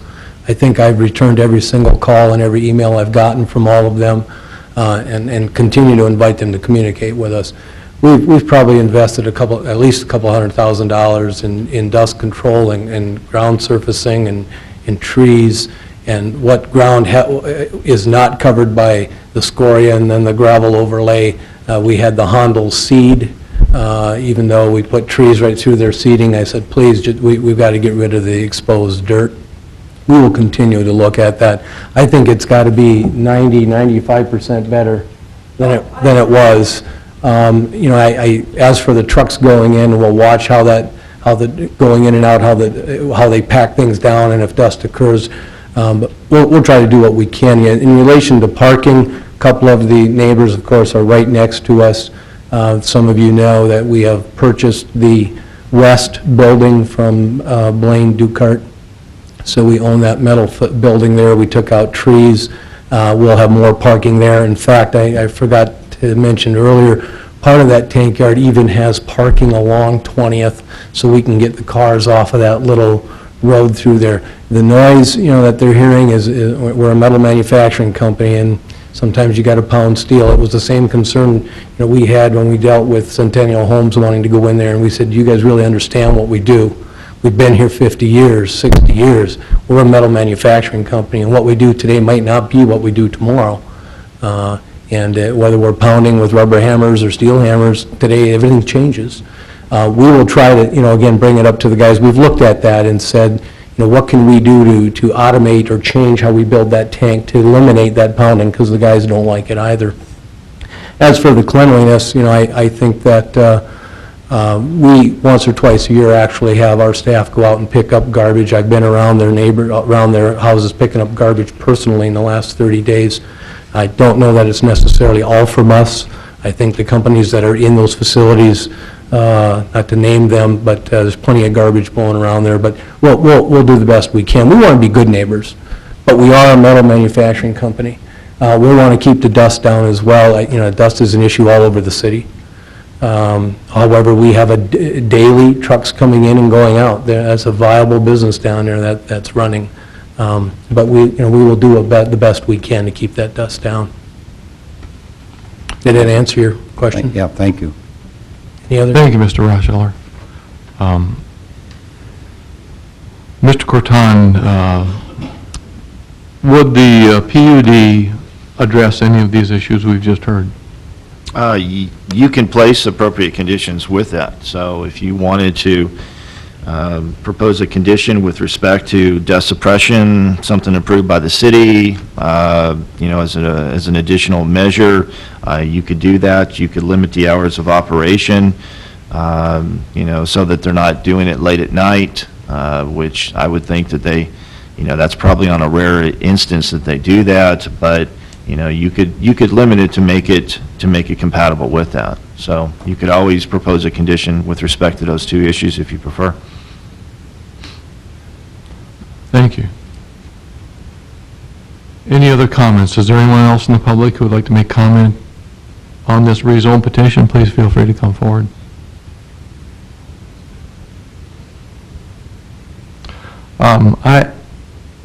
I personally would like to see that something be done about this. As far as in the PUD, if Mr. Corton could put it in there as far as noise, and I would think the dust, part of the dust is going to be taken care of with the trees and the seedings.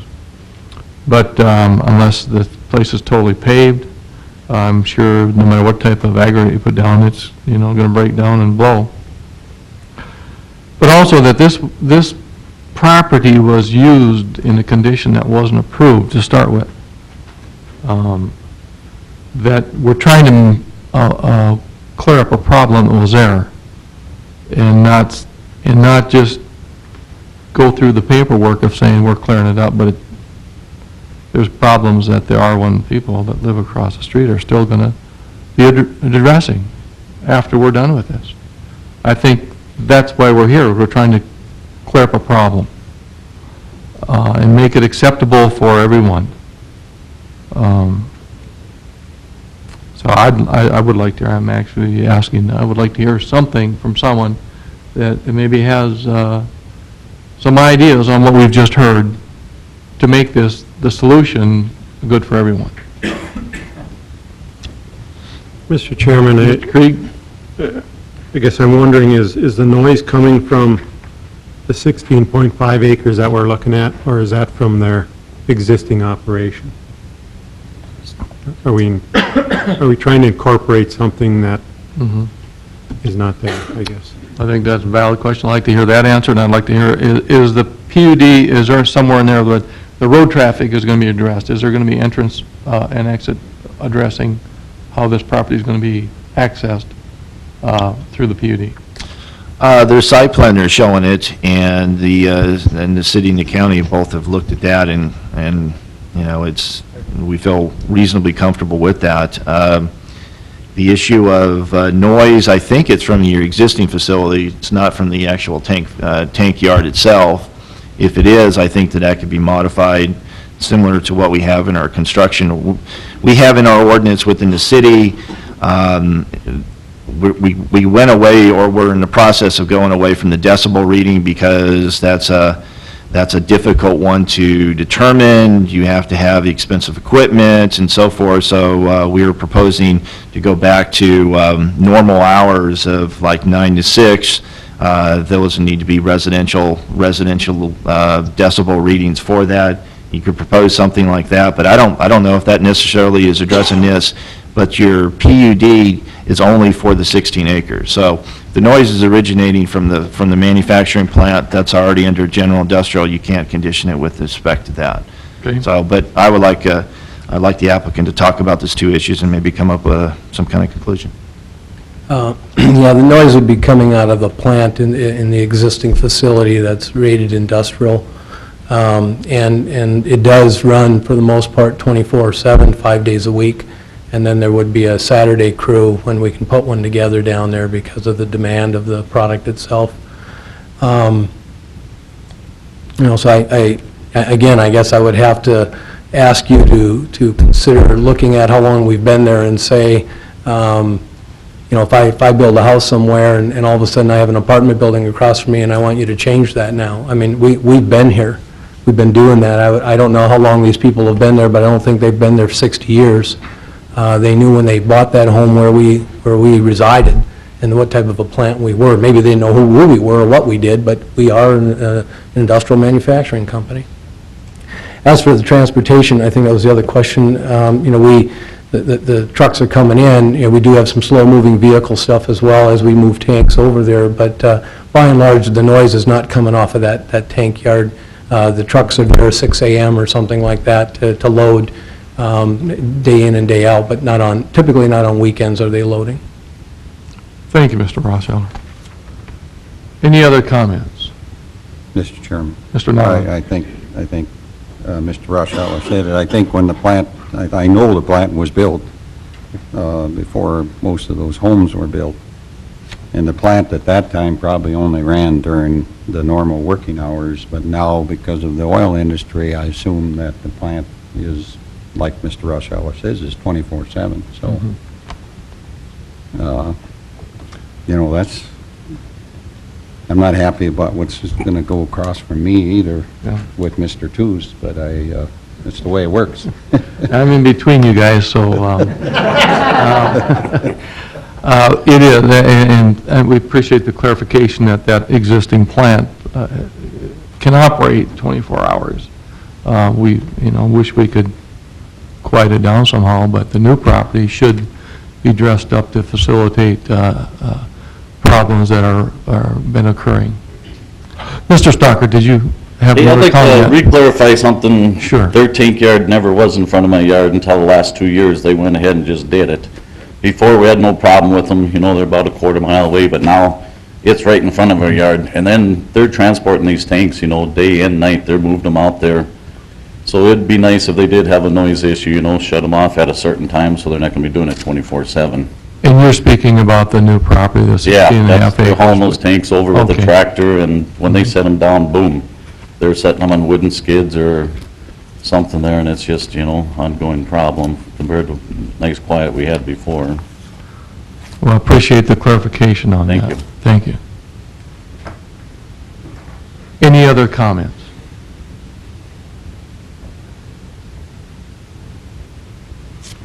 Being none, we'll close the public portion of this hearing. And I'd ask for a motion.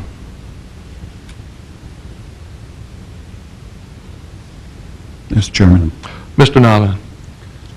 I move the City of Dickinson Planning and Zoning Commission recommend approval of the rezoning petition from Ag to PUD as depicted in the application materials as meeting all the requirements of the Dickinson Municipal Code and also being in the interest of the public health, safety, and welfare with the 6 additional requirements, but I'd like to add one as number 7, and that would be dust suppressant that meets the recommendation of the city staff, or with our city code, or not a code, but with our city requirements. I don't want to make it to where they have to totally eliminate dust, but use dust suppressant. I know the counties out in the oil country are using dust suppressant near people's farmyards, and it works very well. And I think something like that would eliminate the dust pretty drastically. Thank you, Mr. Nodland. Is there a second to that motion? Second. Second by Mr. Krieg. Any discussion? Being none, all those in favor of the motion signify by saying aye. Aye. Aye. Opposed? Motion carried.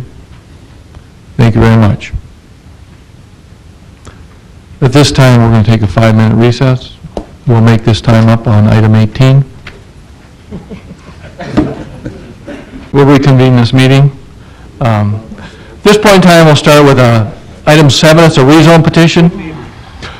It's to consider a rezone petition from AG to LI for property described in the northwest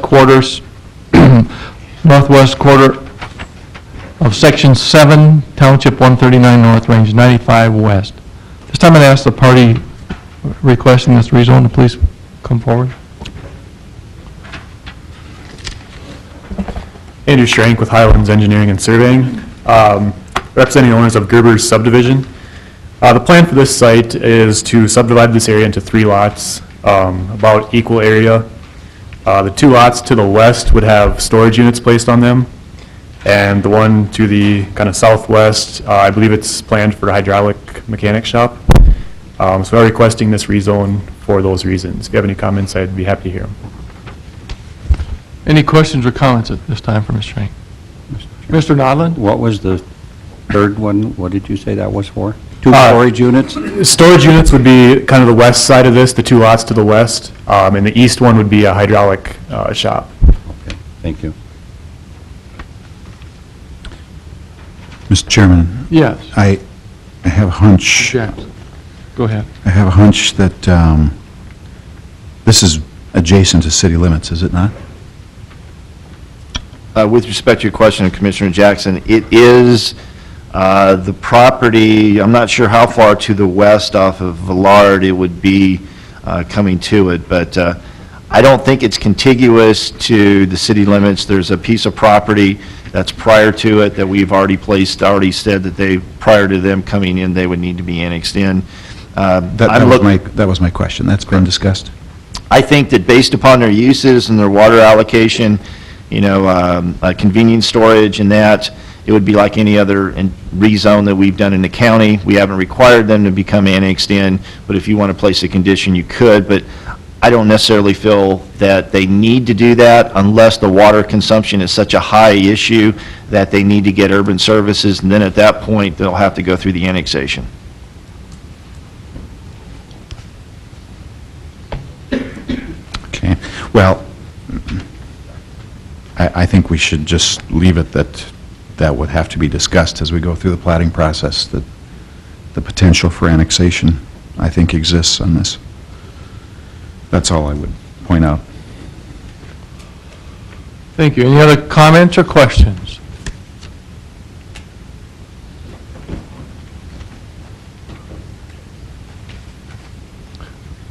And you would you'd be aware of that message? That, Yes, we'll pass that on. Okay. Because I think that's a serious message.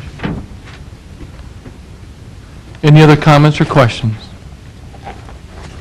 Thank you very much. Thank you.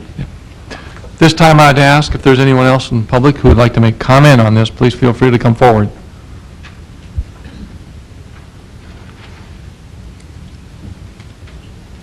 Anyone on the commission wish to make comment?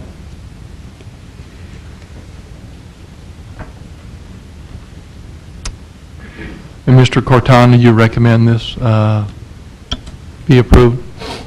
Mr. Chairman, yes, I would recommend approval of that. The discussion we've had with Commissioner Jackson with respect to annexation, the city would not be opposed to annexation. I would strongly recommend that they would consider that based upon their future uses for it. We need to, as staff, that we've had just had a discussion with the city engineer, so we may modify our condition before it goes to city commission and require that this property be annexed, just to have that continuity on the east side. But at this point, we'll let it be with, we're not going to recommend a condition of annexation, but we would support one if they wanted to bring one forward. Thank you. Any other comments or questions?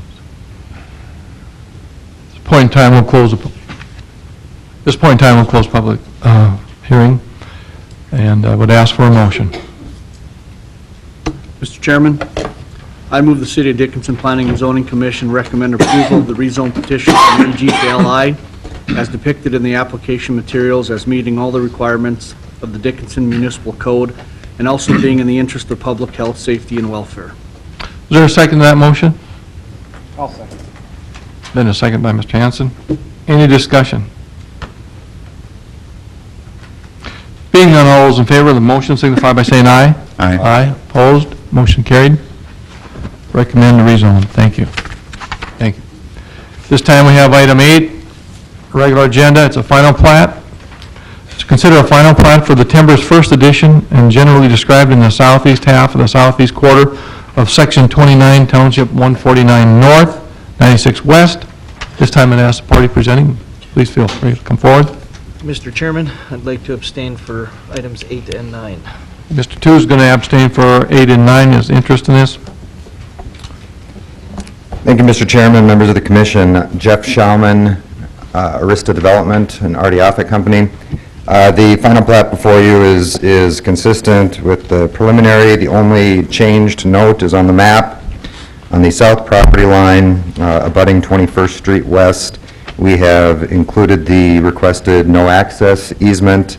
There's been discussions between city planning, engineering, and the fire department to have 2 access points, actually 1 to each lot for circulation of fire trucks. And so you'll see there's 2 approaches, basically, which are represented on that plat per staff's recommendation. So if there's any questions, I'd be glad to answer. Any questions or comments at this time from Mr. Schauman?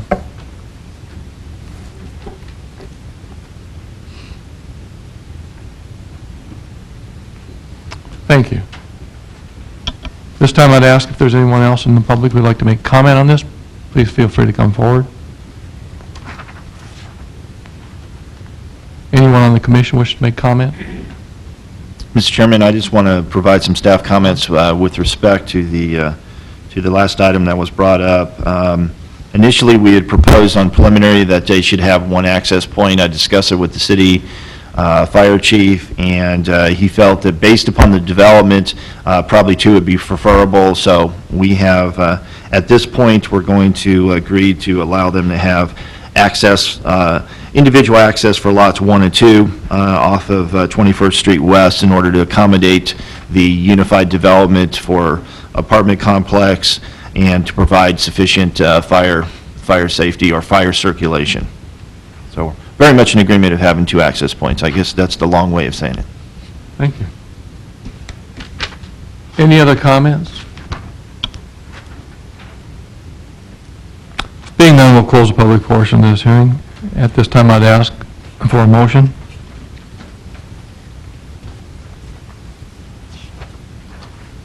Mr. Chairman. Mr. Nodland? I move the City of Dickinson Planning and Zoning Commission recommend approval of final plat for Timbers First Edition as depicted in the application materials as meeting all the requirements of the Dickinson Municipal Code and also being in the interest of the public health, safety, and welfare. Is there a second to this motion? Second. It's been seconded by Mr. Krieg.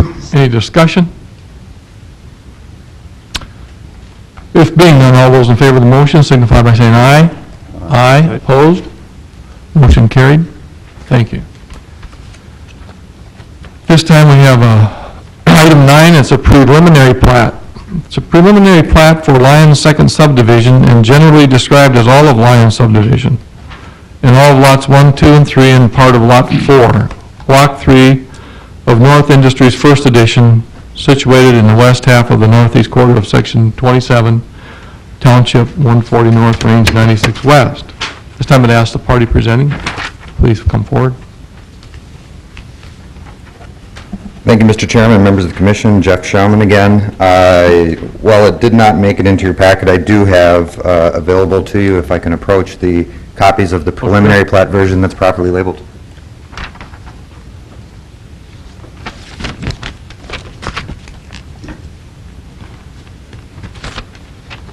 While we are essentially at final stage, that will be another consideration and publication. So for the purposes of preliminary, a few things to note for you. The first of which in your materials you will find related to the Lyons edition, the PUD plan, which has been updated and discussed with city staff. I believe we're all in concurrence relative to that. On page 2 of the PUD plan, under funding of improvements, we've now met with your city staff and addressed the issue of future funding of 7th Avenue. And our share of that, we have agreed to pay at 50% cost at the time the city moves forward with that, to be assessed on a square foot basis, if you will, against the entire development. And so that will be represented on the final plat and within our development agreement and so forth. We have met with the Park District and will be making a payment in lieu of dedication. We have also, since the last meeting, submitted to your city staff, city engineer, the preliminary utility plans, and we're working through that. So I think we're in very good order for your next meeting to be at the final stage. So with that, glad to answer any questions, but I think this is very consistent with what you've seen. One last item to note, there is a small sliver extending northward from the platted area to what is 40th Street East.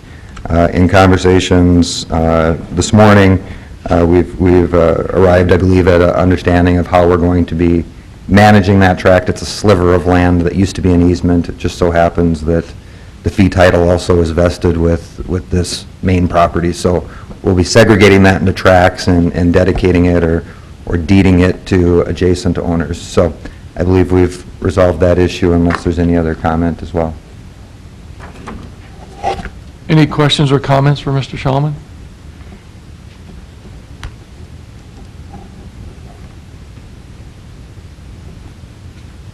Thank you, Mr. Schauman.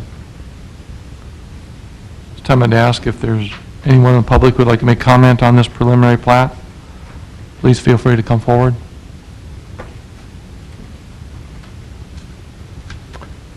Any comments from the commission? Mr. Chairman. Mr. Jackson? You know, I think the plat is fine. I think we should approve it. There are 3 or 4 items that I'm just going to mention just to get them on the record, and I've been talking to Sean and Ed about them, but I think it's okay to, just to get them on the record, and that is that we need a sanitary sewer easement between lots 7 and 8 that's not shown on the plat. We need street dedication in that narrow strip up on 40th Street. We need to make sure that gets on the final plat.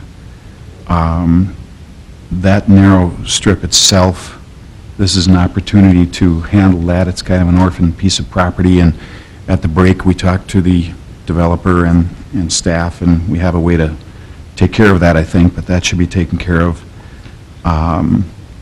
The proprietor's certificate actually dedicates that access easement to the public, and we don't want that. That should be fixed. And then, just for clarity, it's showing that the ground to the east is unplatted. I think it is platted, and I think that there is 33 feet of street dedicated to the east on 7th Avenue East. You know, technically this plat doesn't affect that, but I think it should be shown as an adjacent 33 feet, just for clarity, just for the record. And then lastly, I'd like to know what the rest of you think, but this plat is showing the utility easements on the front lot lines. You know, personally, I don't think that's the way we want to see our residential lots developed, to have utilities on the front lot lines. I think we want to see them in the rear yards. Now, I know that utilities may have something to say about that, but I'd like to see this group go on record supporting that, if you agree with me. So we don't have pedestals and transformers and whatnot along the sidewalks. I agree with you. I think the only way you should have utilities fixtures in the front yards is if somehow they're made to look like mailboxes, or, I mean, it's got to be some creative decorating or something going on to make them look very acceptable. And I think, I don't know, the utilities departments have a very good track record of putting everything in the backyard. Is there a reason for them being out front? Does anyone know why they're presented this way? Is it cost? Go ahead, Mr. Shulman. To the point, we're glad to show the easement in the rear yard and leave it up to the utility. In developments we've done, we've seen them at the front because it's more convenient access for connection of telephone and cable and things of that nature, but certainly glad to show the 10 feet on the rear, and that can be at the discretion of the utility in the city, not an issue. Thank you.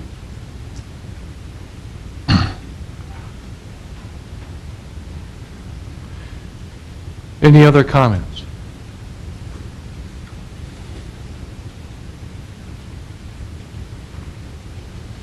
Being none, I'd ask if there's anyone else who would like to make comment on this preliminary plat.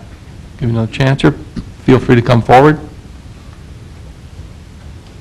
Any other comments from the commission?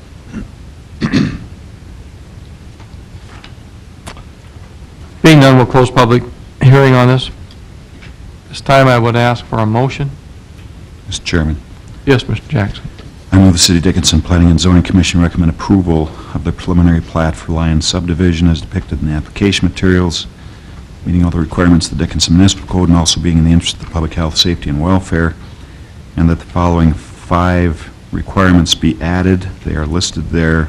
The first one having to do with PUD, the second one with fencing on the east property line, non-access easement on the east line, the fourth, additional road dedication on the south edge of the plat, and the fifth, final approval of the PUD needing a development plan. Thank you, Mr. Jackson. Is there a second? Been a second by Mr. Hanson. Any discussion? And we are to assume that the easement will be depicted properly in the back yards, not in the front yard. The unplatted, which is platted, that'll be followed up on to see if that's depicted on here, that the property to the east, we're dealt with 7th Avenue East, we're showing a 33-foot dedication on this plat, but the property to the east will, that'll be followed up on. Also, Mr. Chairman, just to let you know, some of the conditions reference the PUD, which is accompanying this, that was heard last month. Some of the issues on that PUD were unresolved until this issue could be done.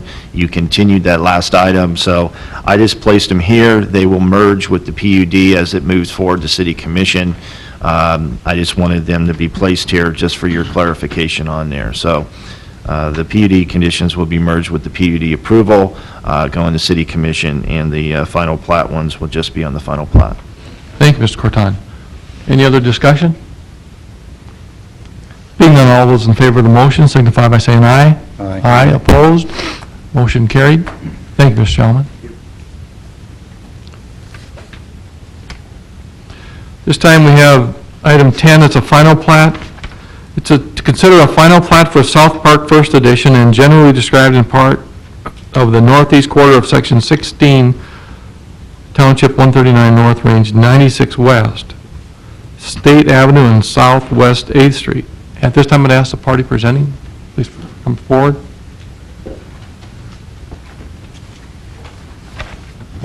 Commissioners, Dave Patience with Swenson and Hagan.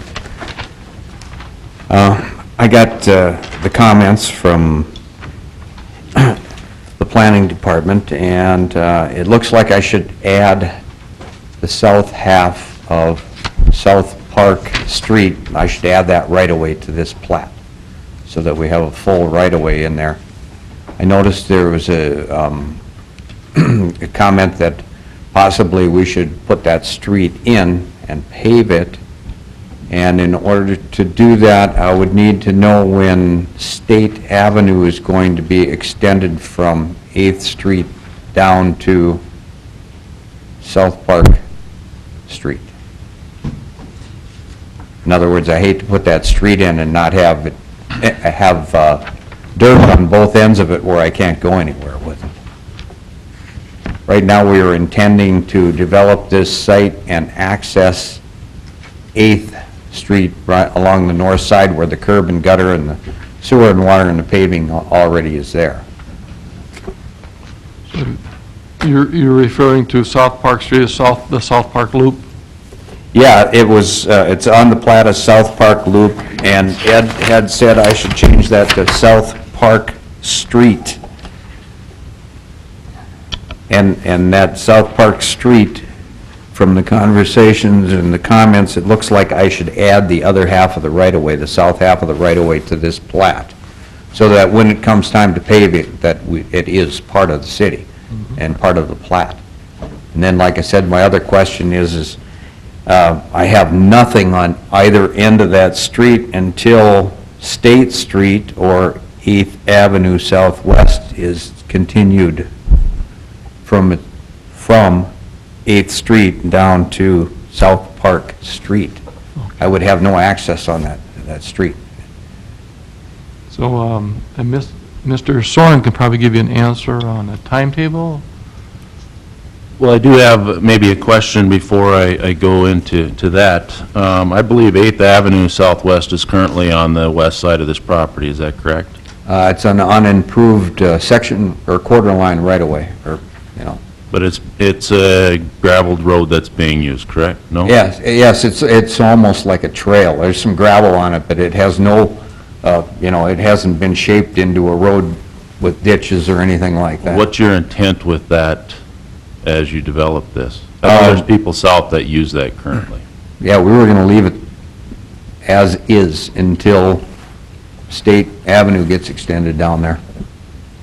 Okay. As far as State Avenue, we are currently working with a couple of potential developers looking at the development of that property and trying to depict whether, or the time frame for that. It's not firm set at this point. But I guess my question is, or our feelings are that, I don't know that we agree that we should have access off of 8th at this point. Okay. I mean, we haven't seen the development plan for his, and to assume that you're going to have access there, I don't know is the right assumption until we get into that part of this process. That's why we felt it's appropriate to have the road on the south side. Obviously, 8th Street is currently a truck bypass route for us, and is a truck route that goes all the way up to Villard and the interstate. So we've got to be cognizant of that and watching traffic. As everyone's aware, traffic becomes an issue. And if we end up with several apartment units, that does create some issues. So we would like to see that road all included as part of this and potentially as part of this development, and we'll have to work on the State Avenue connection. Thank you, Mr. Soren.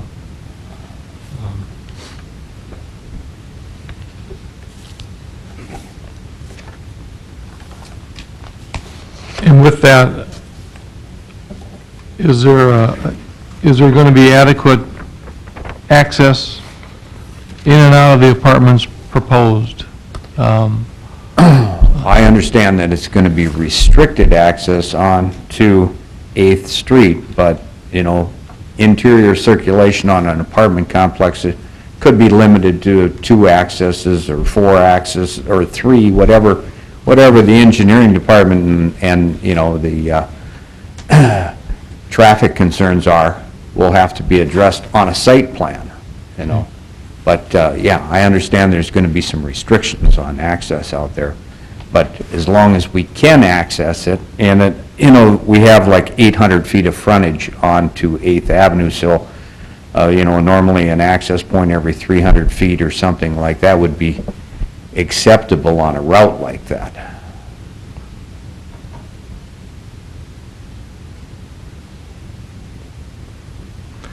Any other questions or comments at this time for Mr. Patience?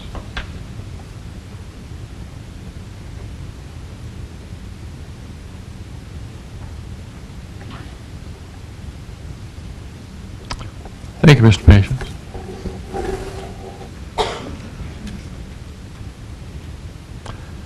This time I'd ask if there's anyone else in the public who would like to make comment on this final plat for South Park First Edition. Please feel free to come forward.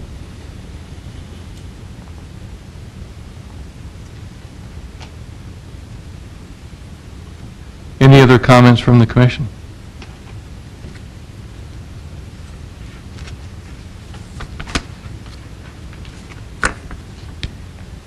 Being none, we'll close public portion of this. And I would ask for a motion.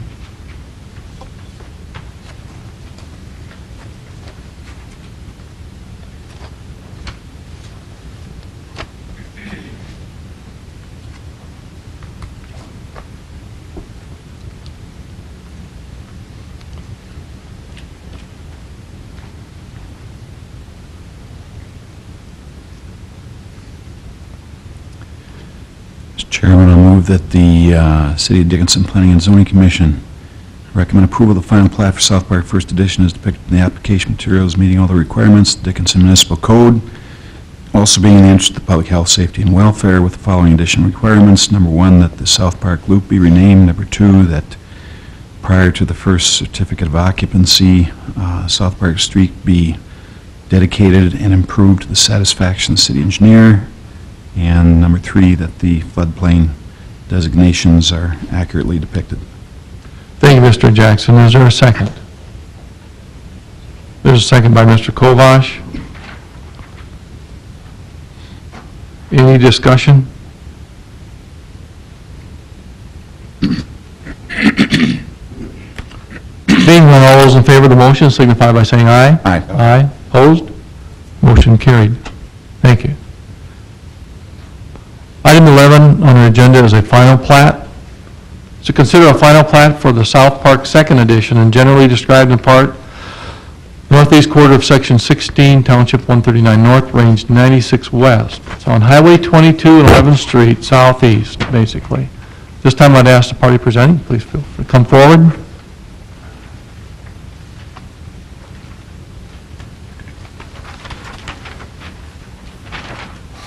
Commissioners, as you're aware, this property is right south of the Wynn Complex facing Highway 22. It does have two proposed streets coming into the commercial area. They're both about 300 feet long is all, plus the connection from the property or from the right-of-way line out to the highway. And I don't have any problems improving those streets. They're both dedicated fully, one fully on the plat, the other one, 12th Street, half of it's been dedicated previously. We're dedicating the other half. The comment regarding the floodplain, I do have the FEMA maps, and the floodplain that's on these plats was taken off the FEMA maps, digitized off the FEMA maps. And if the city planner would like additional information, like an elevation on there, I can have my hydrologist estimate what that elevation is for the floodplain, if that's what the intentions are. If the FEMA floodplain on there, if it's showed it as accurate or undetermined, then you just show the elevation that they, like you're talking about, that would be sufficient for that. Okay. Mr. Chairman, if I could just add a Yes, couple Mr. of just a couple of other items. For both of these, change the Secretary of Planning and Zoning to myself instead of John Soren. And on this one, for the second edition, we required a signature block for DOT, and then also we'll need one from the county. Even though this is going to be annexed right now, it's still part of the county, so you know, the timing issue, we'll probably have to have the county commissioner sign that. And that would be true for both of them, for signature blocks. The county on both of them? Yes. On both plats, okay. Now, when you said the DOT, I had asked previously if I can get a ratification from the DOT. Yep. It's a normal practice to file it with a subdivision plat, and what it says is that they acknowledge that the city of Dickinson is doing this plat, and they've reviewed the plat, and what it is, it's a separate document that the DOT has asked me for before, rather than to sign the plat. So that would be fine if you want to submit that. One of the two need to be done before we could record that. Perfect. I'll get that. Mr. Chairman, Mr. Tooze. I like the development, I like everything about it. And this is probably a more direct question to Ed and Sean. How are we going to do that with Phase 1 being on the north side and Phase 2 being on the east? And I guess my question is phasing. How are we going to do that and just phase the outside of the extents of how he wants to do that? I have concern of phasing it like that. With respect to your question, Commissioner Tooze, the preliminary showed the road alignment for it. It wasn't exact, but it showed the general road alignment. As they develop, the interiors are going to need to conform to that, substantially conform to that. Each of those road segments, if they do vary, will have to match up with these existing ones, so we will have that continuity. In essence, the preliminary plat designated where those road alignments are going to be. If they want to modify that, then we would need to approve that modification. If city staff and the applicant don't come to an agreement, then we would recommend denial upon any other future phases, because their preliminary plat is what they need to follow suit with. Unless we're okay with the modification, and then as staff, we would say, you know, we're okay with the road alignment changing based upon these circumstances, and present that to you for final plat approval. Thank you, Mr. Corton. I still have a question about on the east side. Is there a frontage road? Did you find anywhere where there was a frontage road off of 22? You mean the existing frontage road road? that goes through the Johnson addition? My information that I got was that there was never any dedication of that road, that it was developed and used, the road, that would be the road going south from 12th. Right. Yes. And that's the information that I got. That was just established over time. Okay. So you looked quite extensively to verify that that does not go up through your properties? That's correct. Okay. Mr. Chairman, I can also add some comments to that. Initially, they had proposed an extension of that, and as staff, we looked at it and we saw the conflicts of having an extension road right at an intersection. You don't want to have that because you may have cars that try to hit the extension road, take an immediate left, then they would slow down, which could cause an accident off the interstate, off of highway, or turning movements and the rest. So that's why we required them to flip it and put their access towards the west in order to provide some distance before you have those traffic movements. Thank you, Mr. Corton. Any other comments or questions? Mr. Chairman. Mr. Jackson. At the last meeting, Mr. Patience described, on this South Park 2nd, described a sanitary sewer service that was a little bit non-traditional.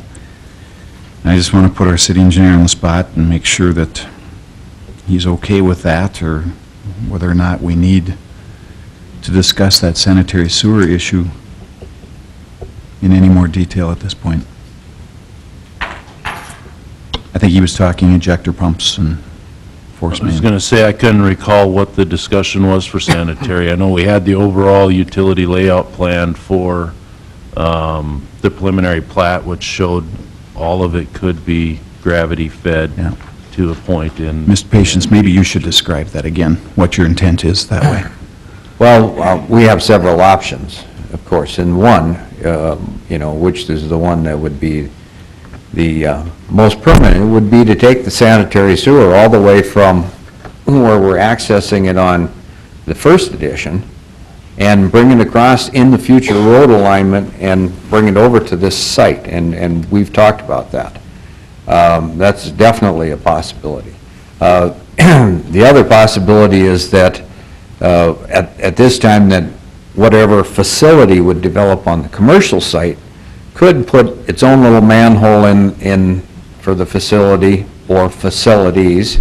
And of course, now in this case, you're assuming that it's somebody that has 6 or 8 employees or 20 employees, and you have to size this manhole accordingly. And that manhole later could be hooked up to a central sewer system, but for now, it may have a smaller injector system or pressurized system that could go up to the sanitary sewer, for instance, at the Wynn intersection or someplace closer. Or, of course, on a temporary basis, a lot of times if the city doesn't have facilities within 500 feet of a new building, they will lent them, again, depending upon size and number of employees. If they have 5 employees or something like that, well, then you can get by with either a holding tank with a service company that comes and empties it, or a drain field, and of course, all of these things are subject to approval of the city. So whenever we do a site plan for one of these buildings, if we have a building site plan, we're going to propose some type of a sanitary sewer system, and of course, the city will get to review it and deny it, or we'll give them alternatives, and the city can actually say, no, we want you to do this one. These are all options. And when it comes time that we know what kind of a facility we're going to put in, and of course, if you're putting a restaurant in there or something like that, you don't want to deal with anybody coming and servicing a private system. So then you need to go out and put in the public system, the gravity system. My concern is that we discuss it now, because if you sell those 5 lots to 5 different parties, and the city does decide that it wants the ultimate gravity sewer to the west, that can become more difficult to get that done. So I just think we have to have some conversation about that now, rather than waiting until site plan. Well, again, if we sold one of these parcels, for instance, and it was a small commercial activity where they don't have a lot of public restrooms being used, to me, that would warrant some kind of a private system, either a drain field or a ejector pump that would pump into the city system. If a year later we sold the lot next door and there was some recreation facility in there, for instance, then I would say that when we submitted a site plan for the city, that the city should say, yes, but it's time to hook up to the sanitary system from the other side. And at that time, we would have to do that. Mr. Soren, what would you prefer? What would I prefer? I'd like it all put in right now. Yes. I mean. I think that's what, I mean, You know, it's and not done taken right. care of. It certainly, you know, Mr. Jackson brings up a valid point. When you start getting multiple owners involved, you create potential conflicts in who's going to pay and how are you going to get things accomplished in the ultimate build-out of it. And that is a pretty good likelihood here without the plans of developing the interior part of this, that you could end up with 4 or 5 different owners out there. They all have their private systems. They're part of the city. And now there's a problem, and how do you get that issue resolved? So it certainly does create potential issues down the road.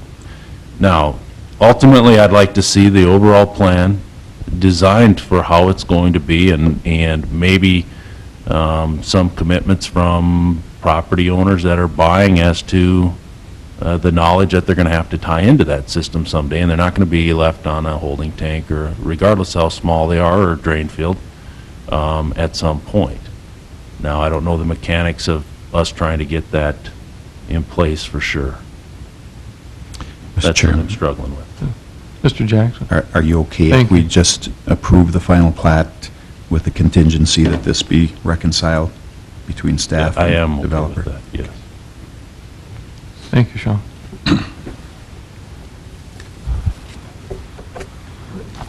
Any other comments or questions for Mr. Patience at this time? Thank you, Mr. Patience. So I'm going to ask if there's anyone else in the public who'd like to make a comment on this final plat for the South Park Second Edition. Please feel free to come forward. Any other comments from the commission?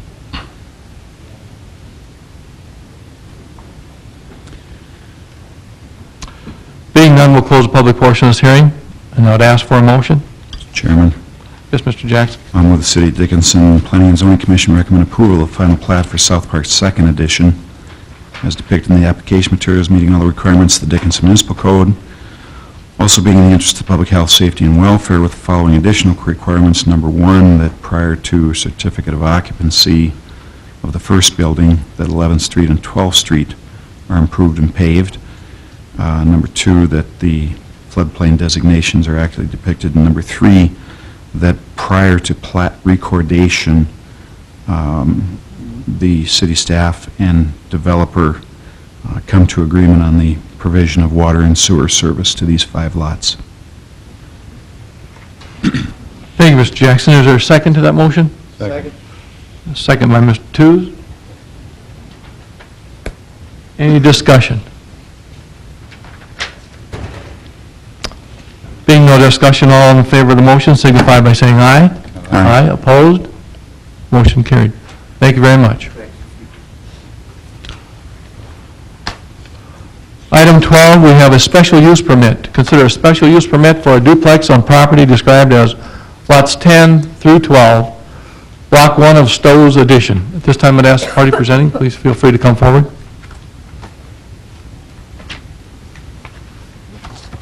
Make this clear, this was a special use permit to put a duplex on property, Stowe's Addition. Anyone here for that? Mr. Corton, have you heard from this party? The application for that, just the application materials, they have supplied the information to me. I'm not sure why they're not here. It is your call if you want to proceed forward without the applicant. My suggestion would be you have the application materials. If there is anybody here from the public to speak for or against, You could take those comments in. If there really isn't any public testimony, and based upon the application materials, if you want to go ahead and move forward, that would be fine. I can't and will not add anything to what you see in there because I don't speak behalf of the applicant. Generally speaking, as long as the neighborhood is okay with allowing a duplex or a higher density, then I wouldn't be opposed to it. If they are opposed to it, then as staff, since it's a change of what the existing neighborhood is, then I would probably be opposed to the development. So those are the only comments I can give you at this point. Thank you. So at this time, we'll continue on with this and ask if there's anyone in the public who'd like to make comment on this special use permit. Please feel free to come forward.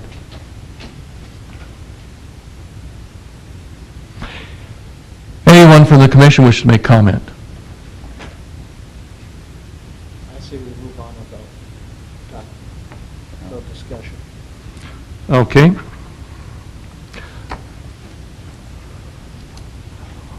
At this time, we won't take any more comment. We'll close the public portion. I'm actually going to move this item to item 18, and if by some chance this party has some extenuating circumstances that took them away from the meeting, we'll give them a chance till the end of the meeting to be here. And we'll move on with no action at this time. Item 13 is a rezone petition. To consider a rezone petition from CC to R2 for property described as a vacated portion of 2nd Street Northwest and a part of Lot 1, Block 2 of the KDIX Tower Addition. This time I'd ask, is there a party here for this? Please feel free to come forward.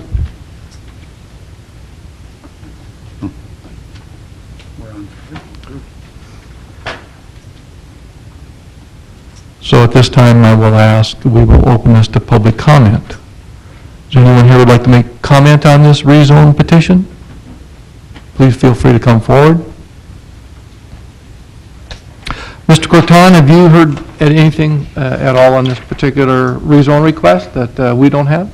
I have spoken to the applicant and their surveyor who may be coming back to modify the overall plat itself. Generally speaking, I'm in favor of it. It's reducing it from CC to R2. The property to the east is single family, so this would provide a better transition for that. I received a phone call late in the evening yesterday of the applicant trying to meet with me this afternoon. And, with my busy schedule, I just kind of had to chuckle a little bit and say, you're going to call the night before to meet with me. And I said, well, I guess you'll be here for the Planning Commission, but I don't know why he's not here.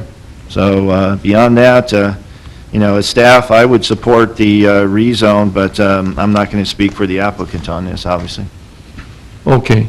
Mr. Chairman? Yes, Mr. Nodland. Mr. Fortan, this was the Candlewood Motel, wasn't it, originally? I believe the Candlewood's the next one below this. I think Candlewood and Hampton Inn were going to be adjacent to one another, but that was prior to my time. I'm speculating on that, but I don't believe this was part of it, but I could be wrong. Is there, and I might ask Mr. Chairman, ask Mr. Soren, water, what's the water issue there? Or high water table, or there seems to be some issues there? Well, it certainly, does have a high water table in that area, and it's not certainly the only place in town that we have those types of issues. It is got one of our main drainage areas coming from the north part of town that runs through it in storm sewer, and they certainly have to look at those issues as they develop their retention facilities in trying to accommodate that runoff. As you can see on his proposed layout, he does have a facility in the back. I haven't seen the details as to how he plans to drain that or the calculations of his pond, but it's certainly an area that we're well aware of drainage issues. That would, if I may, that was my real concern, with the homes that have been there right adjacent to it, and then now a big pond right behind their backyard. or how that was going to be handled, I guess. Yeah, typically, the intent is not to keep water in them, it's just to slow it down and hold it and gradually let it go. So it shouldn't be creating long-term effects of a pond sitting there. Okay, thank you. Any other comments or questions? Mr. Kobach? My question, I guess, is probably Mr. Colling. If this were to go through from CC to R2, how does, with the new park ordinance, how would that be affected? Under the new park ordinance, the developer here would have to pay a park impact fee based upon the rezoning.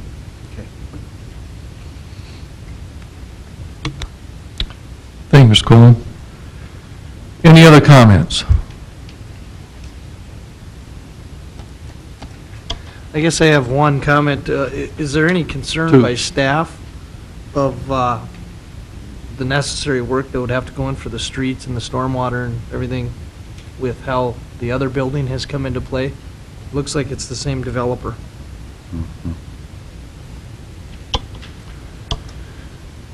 Yes, staff has concerns.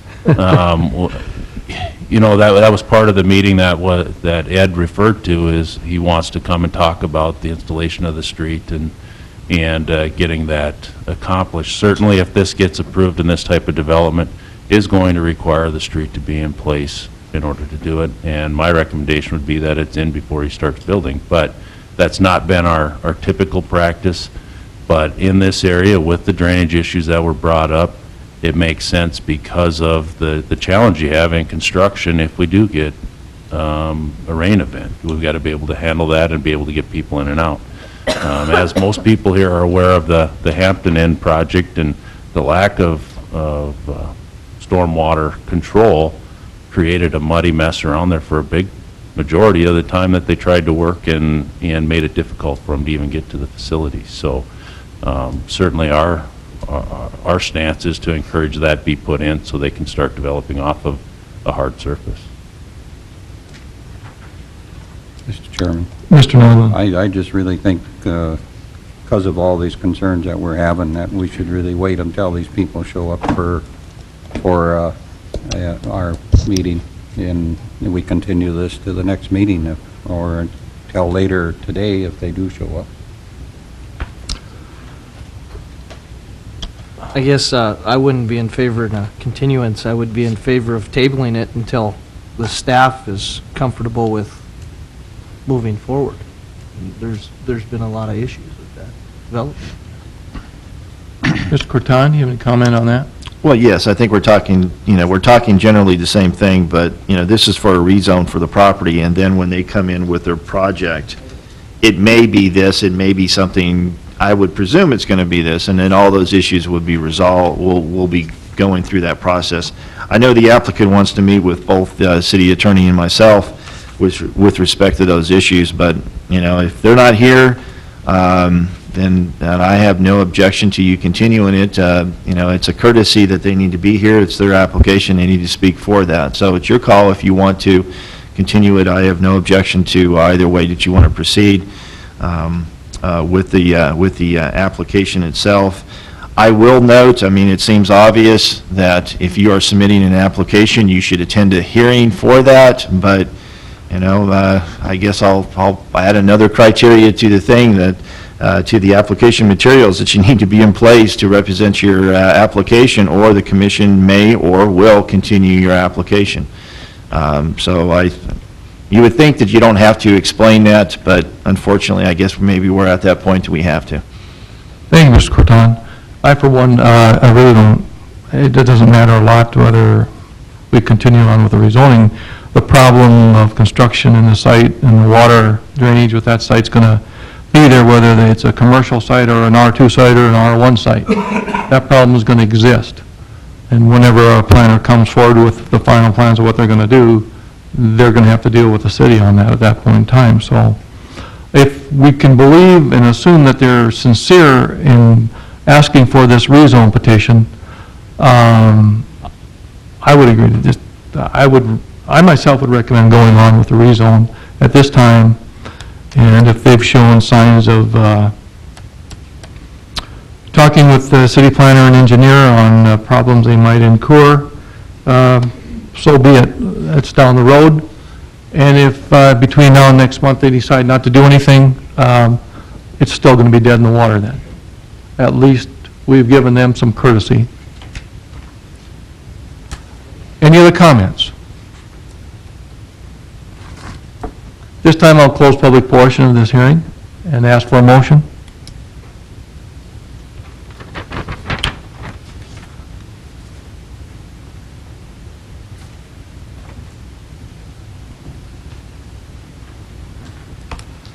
You can make any motion you like. Mr. Chairman, Yes, Mr. Nodland.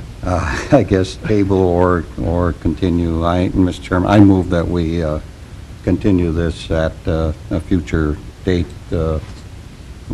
because of the applicants not being here and the issues that we have. I still have a lot of concerns, so. We can continue this with the, Mr. Corton putting it on the agenda at a future date then? Right. That's fine. All right. Is there a second? Second by Mr. Hanson. Is there any discussion? Mr. Chairman, Yes, Mr. Krieg? just to expand on what Mr. Croton said, I'm in agreement. If the applicant isn't here at the time that they need to be, I think it should automatically get tabled until the next month's meeting. Right. We're spending a lot of time. Our time is just as valuable as everyone else's. I think it should be automatically tabled, no questions asked, and we move on. Thank you, Mr. Krieg. Any other discussion? Being none, all those in favor of the motion signify by saying aye. Aye. Opposed? Motion carried. Thank you.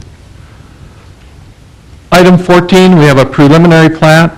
It's a preliminary plat to consider a preliminary plat in Tweeton's third edition and generally described in the northwest quarter of Section 28, Township 149 North, Range 96 West.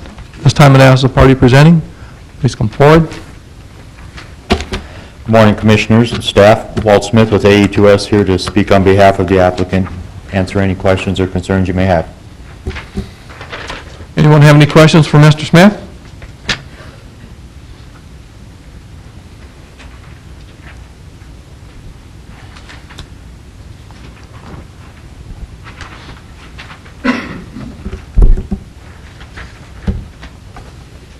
Okay, well, thank you very much. Thank you, Mr. Smith. This time I'd ask if there's anyone in the public who would like to make comment on this preliminary plat, feel free to come forward. Anyone in the commission wish to make comment?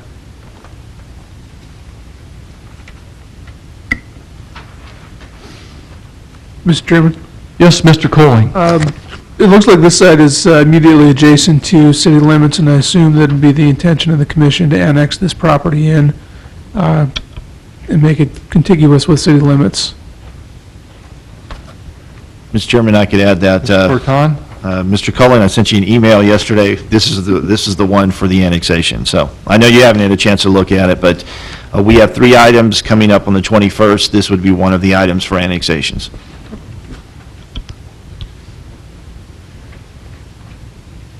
Mr. Chairman? Yes, If Mr. that's the Kalash. case, then this is going to fall into Park District dedication as well, which we haven't discussed, but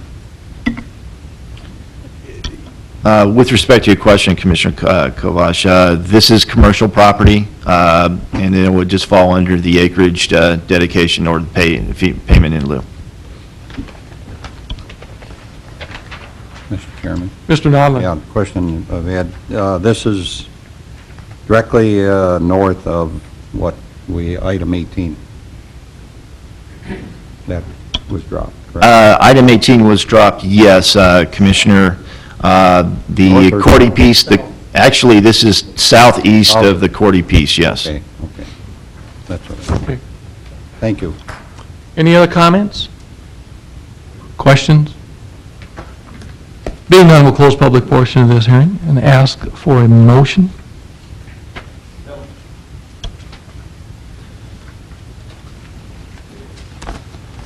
Mr. Chairman. Yes, Mr. Hanson.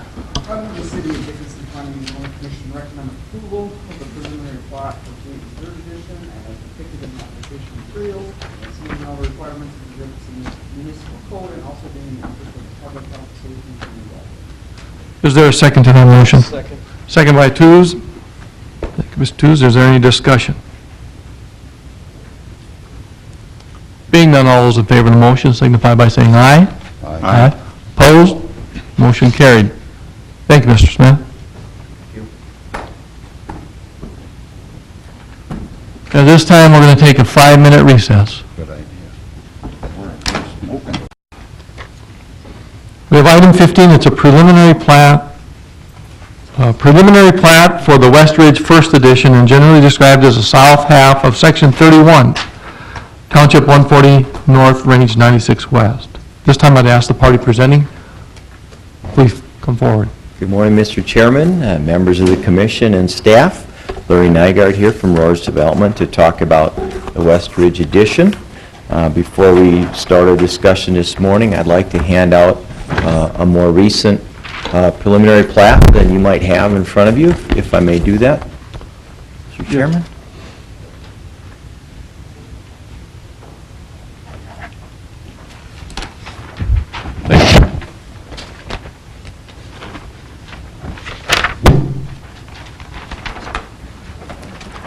As we're continuing to talk with potential purchasers of the area, we've made some changes to the lot sizes and the road rights of way. So this plat that you have just handed out represents the most current version that we have.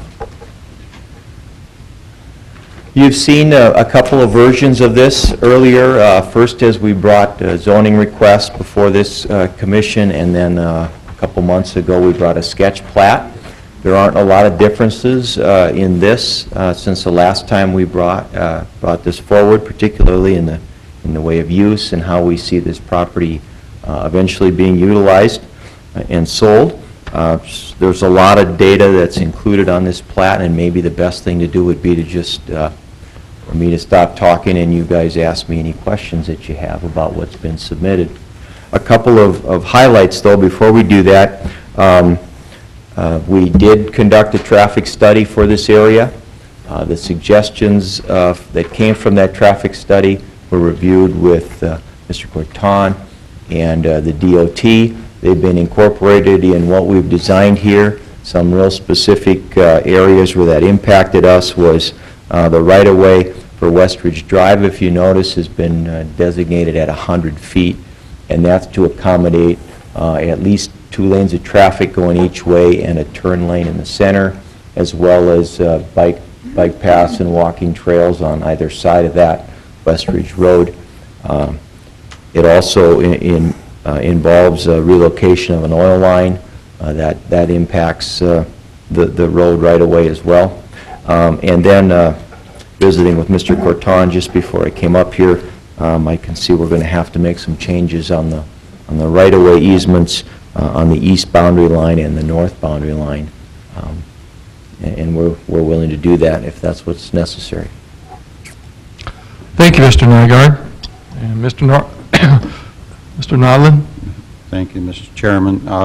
Talking about that traffic, so the lots that border the outside lots that border the interstate and border, I forget the street, to the east, those large lots, because of the way you have the traffic and the access out of those lots, we're apparently not looking at any large truck traffic possibility with the people that are purchasing those lots.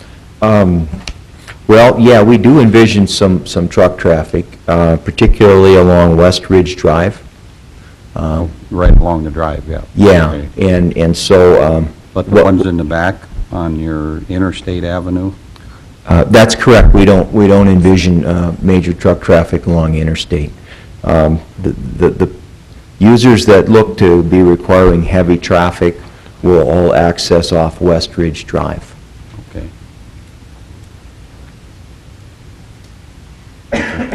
Thank you. Mr. Chairman, I'd just like to ask Mr. Mr. Corton. Nygaard a question. I know we've talked about this, Larry, on several occasions, but lots 2 and 3 are going to have access off of, Lot 2 would be off of West Ridge Drive, and then Lot 2 would be off of 15th Street North. I don't know if we necessarily need to put a 1-foot non-access easement so there's no confusing with getting access, direct access off the road. We may just do that. It probably makes sense to put that as a condition so that that is memorialized within this development, that they would not have direct access off of the main road there. They would have to come off the side streets. So I'll just add that as a condition. I didn't catch that before. One comment about that, Mr. Corton. If you recall from the traffic study, we did address potential access onto what would be 30th Avenue from the south property line of Lot 2 and the north property line of Lots 3 and 4.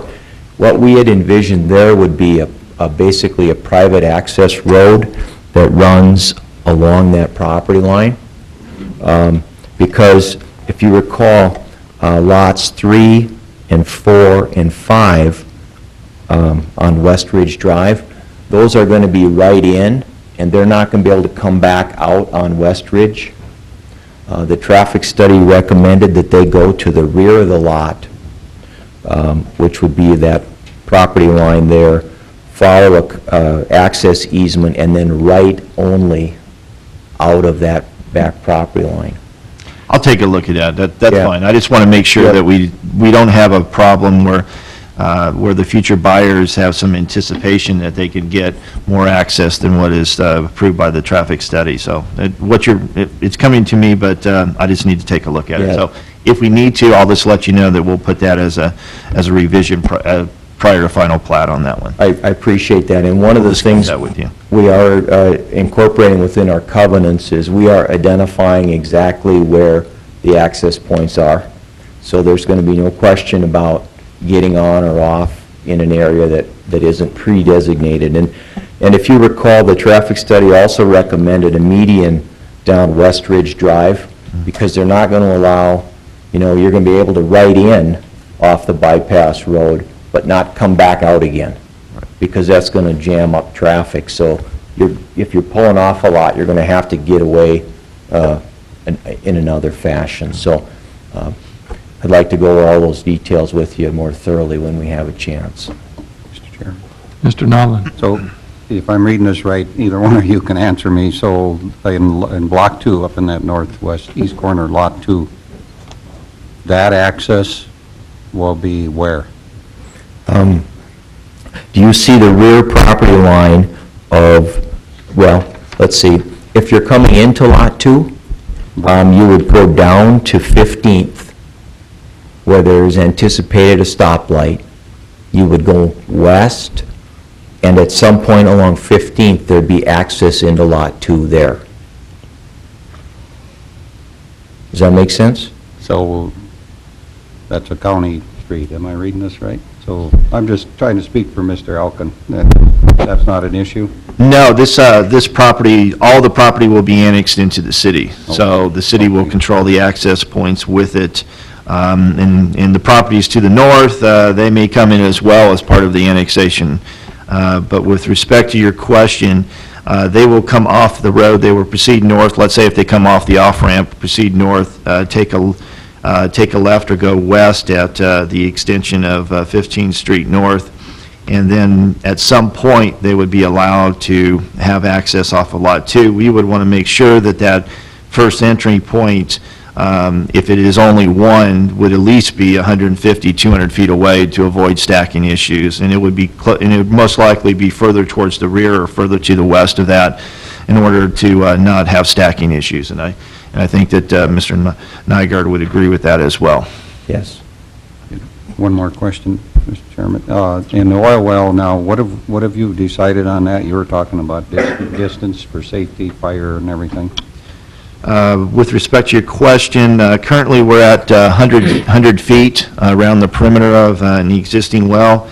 There is a proposal to come in with a greater distance, possibly up to 300 feet around that. Within their current plat, I just talked to them before the meeting, they are showing that they're not going to have any habitable structures, commercial or residential, within that 300 in order to accommodate that.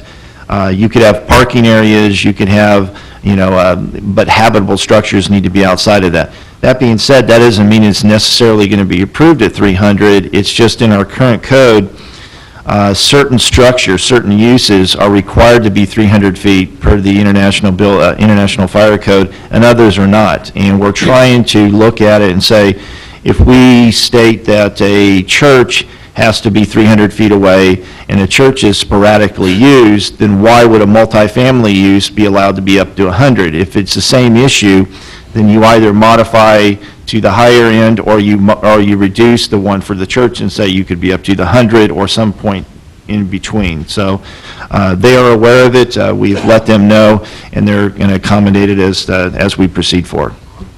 Thank you. Thank you, Mr. Nolan.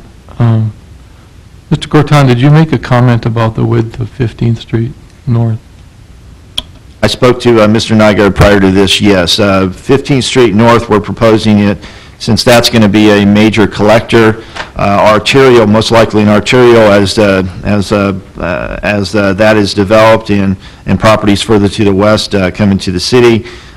We have proposed that needs to be a 75-foot dedication from the center line to be consistent with other road right-of-way requirements, and then also on the east portion of the county road that comes off the off-ramp to be consistent with what we required with the property on 33rd, since this potentially is going to be part of that truck reliever route.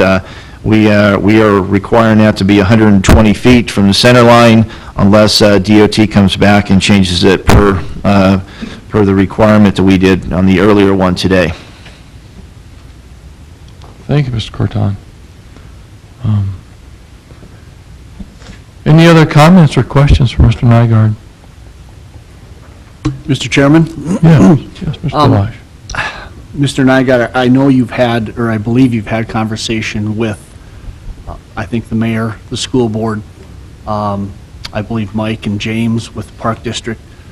Obviously, this is one portion of, I would assume there's going to be a second edition. That's correct. This, of course, doesn't show anything as far as park dedication, and obviously, I think everybody knows that we're going to need land up in that area. How is that going to work? I mean, because we don't see anything here, but it's going to be a substantial piece of property, and I know there's issues with the park or with the school district.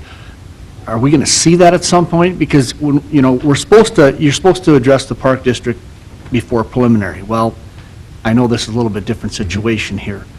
Can you address what's going to happen there? I'd be happy to. First of all, we really appreciate the impact that Parks put in a development. This has been predominantly a commercial development, so we haven't had a great opportunity to integrate a park into what we're doing here. But you mentioned the second phase to this development. We have another 370 acres immediately west of this site that we are in the planning stages right now of laying out, and that area is predominantly residential. It has the capacity to have up to 2,000 dwelling units. I don't think it will get that high. It will probably be closer to 1,000 dwelling units. But within that 370 acres, we've been working with the school dedicating a site for a potential new school as well as an adjacent park. So those discussions are ongoing. We ran into a bit of a hurdle when we found out the ideal area isn't in the Dickinson Public School District boundary. And so we're working through those issues. So the point of the matter is we expect something to occur just west of us, even if it's not a school, a significant park. And if it means that on this edition we have to just make payment in lieu of, we're willing to do that and then dedicate a substantial portion of land in the second phase.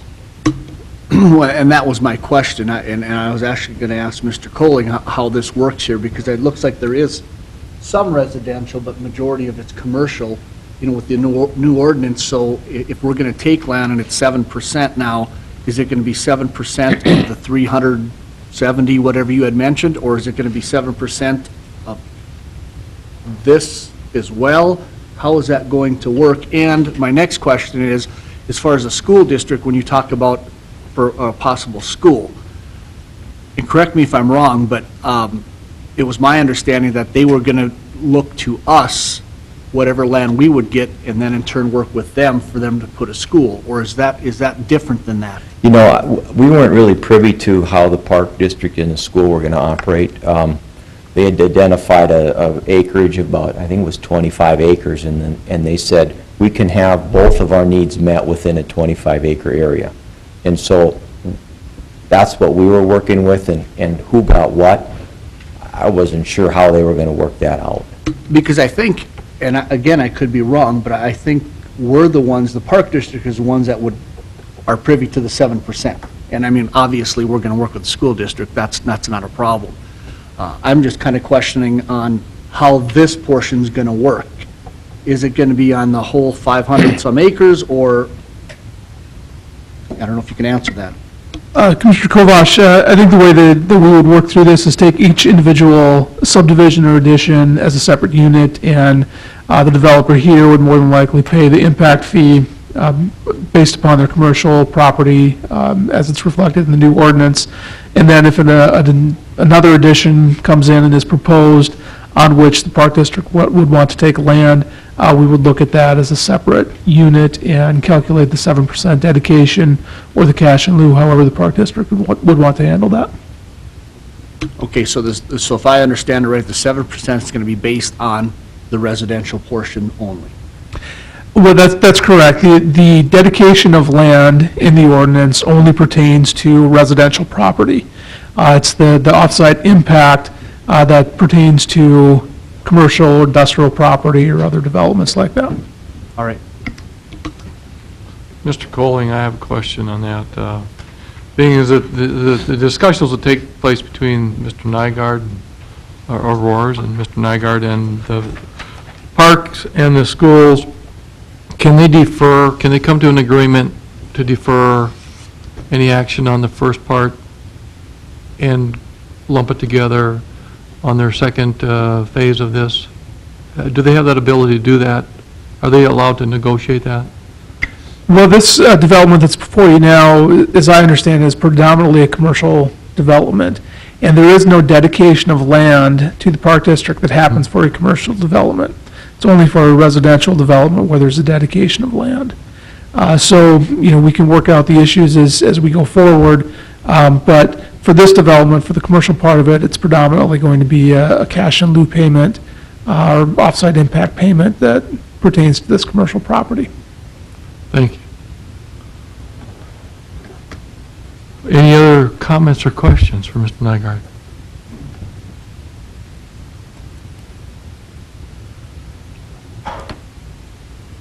Thank you, Mr. Nygaard. Thank you. I'm going to ask if there's anyone else in the public who'd like to make comment on this preliminary plat. Please feel free to come forward. Anyone from the commission wish to make comment? Mr. Chairman? I'd just like to give Mr. Nygaard an opportunity to disclose any of his tenants to us. He did say in May he was going to do so this would be a time for him. How many more days do I have left in May? Something will be coming, but it won't be for a little while yet. Thank you. No comment. We appreciate your concern for your clients. At this time, I close the public portion of this hearing and ask for a motion.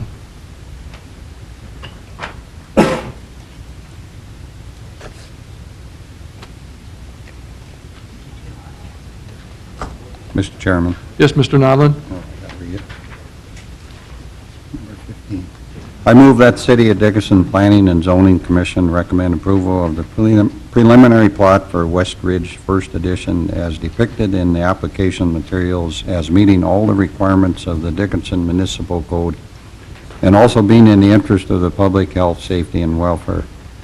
And the following additional requirements, road dedication for the following road 75 feet along the road extension along the northern property line and 120 feet along the road along the eastern property line boundary.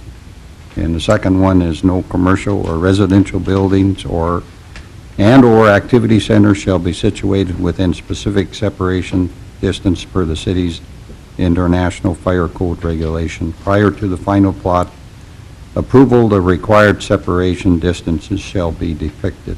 And then the note about, as to this condition, the separate distance is 100 feet for most buildings, but city is proposing amended distance to a possible 300. Is there a second to that motion? There's a second by Mr. Hanson. Any discussion?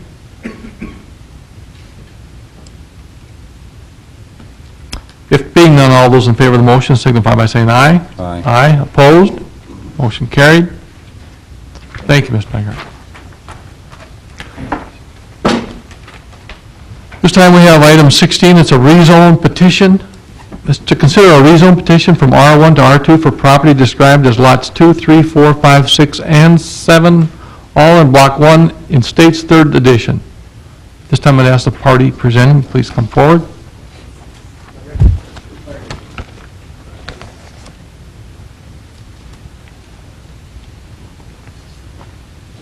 Morning, afternoon, whatever it is. My name is Neil Messer. I'm here on behalf of Schwab Messer Construction, and to address this thing. I guess there was an issue with the size of the information I needed.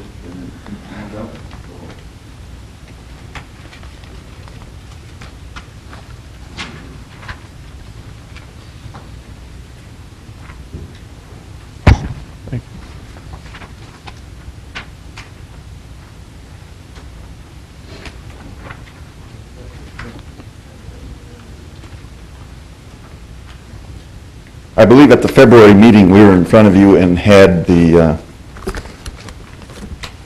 lots on the, can I have this?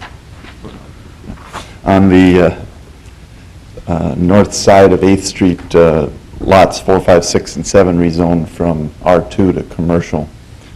And at that point, at that time, there was discussion, and this is all sort of being driven by the development to the west of us and how that's being developed and what you have previously approved. And so we're trying to blend into that, and at that point there was discussion that the north-facing lots on 8th Street, which are currently zoned R1, we would need to blend those in, or it'd be best if we could blend those in instead of going from commercial to directly to R1, that we would put a buffer in there of R2. And so that's why we're in front of you here today for those 6 lots, trying to put that buffer in place. This time, are there any questions or comments for Mr. Messer? Mr. Chairman. Mr. Krieg. Just for clarification, Neil, it looks like Lot 2, is that, you have it colored in green as an R1? Right. Is that, I guess on the request here, we're seeing lots 2 through 7. Ooh. Is that? I guess it was our intent, that's probably our error. It was our intent only to do 3 through 7.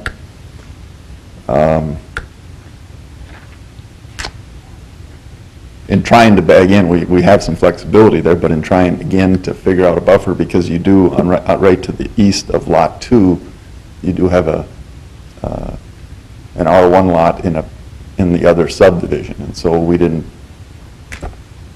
want to go right up against there. Again, we'll show some flexibility. We can make that work because you can still put a single-family dwelling in an R2 zoning, and if we had to, we could do that. But we didn't want to dictate to our neighbors what was going on. So would you like that to reflect that at this point you're petitioning for lots 3 through 7 then? Or do you want 2 included? Well, we could certainly, I didn't see Steve made the request, so I didn't see the application if that had lot 2 in there also. Ed? Mr. Jackson?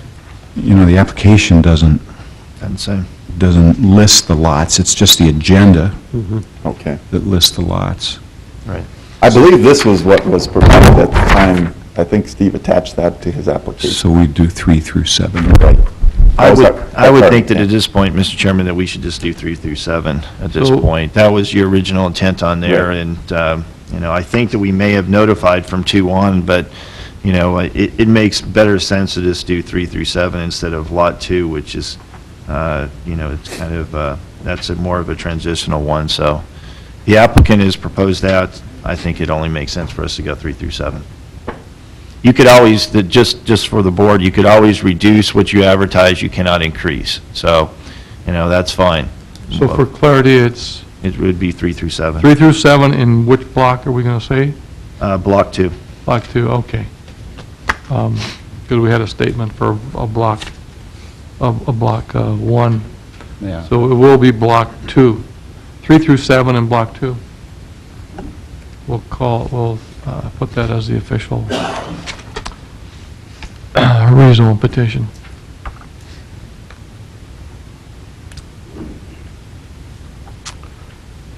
Any other comments for Mr. Messer?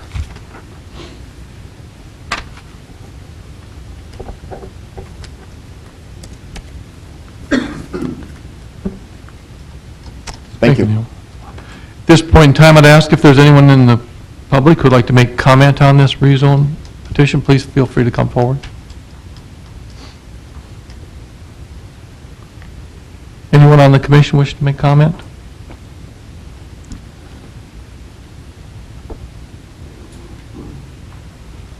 Being none, we'll close the public portion of this hearing, and I would ask for a motion. Yes, Mr. Hanson. I move the City of Dickinson Planning and Zoning Commission recommend approval of the rezone petition from R1 to R2 as depicted in the meeting materials, as meeting all the requirements of the Dickinson Code and also bringing the interest of the public health safety. Is there a second to that motion? Second. Second by Mr. Krieg. Any discussion? Mr. Chairman, just for clarification, I'd like to Yes. note that it's lots 3 through 7 on Block 2. Yeah. Block 2, yes.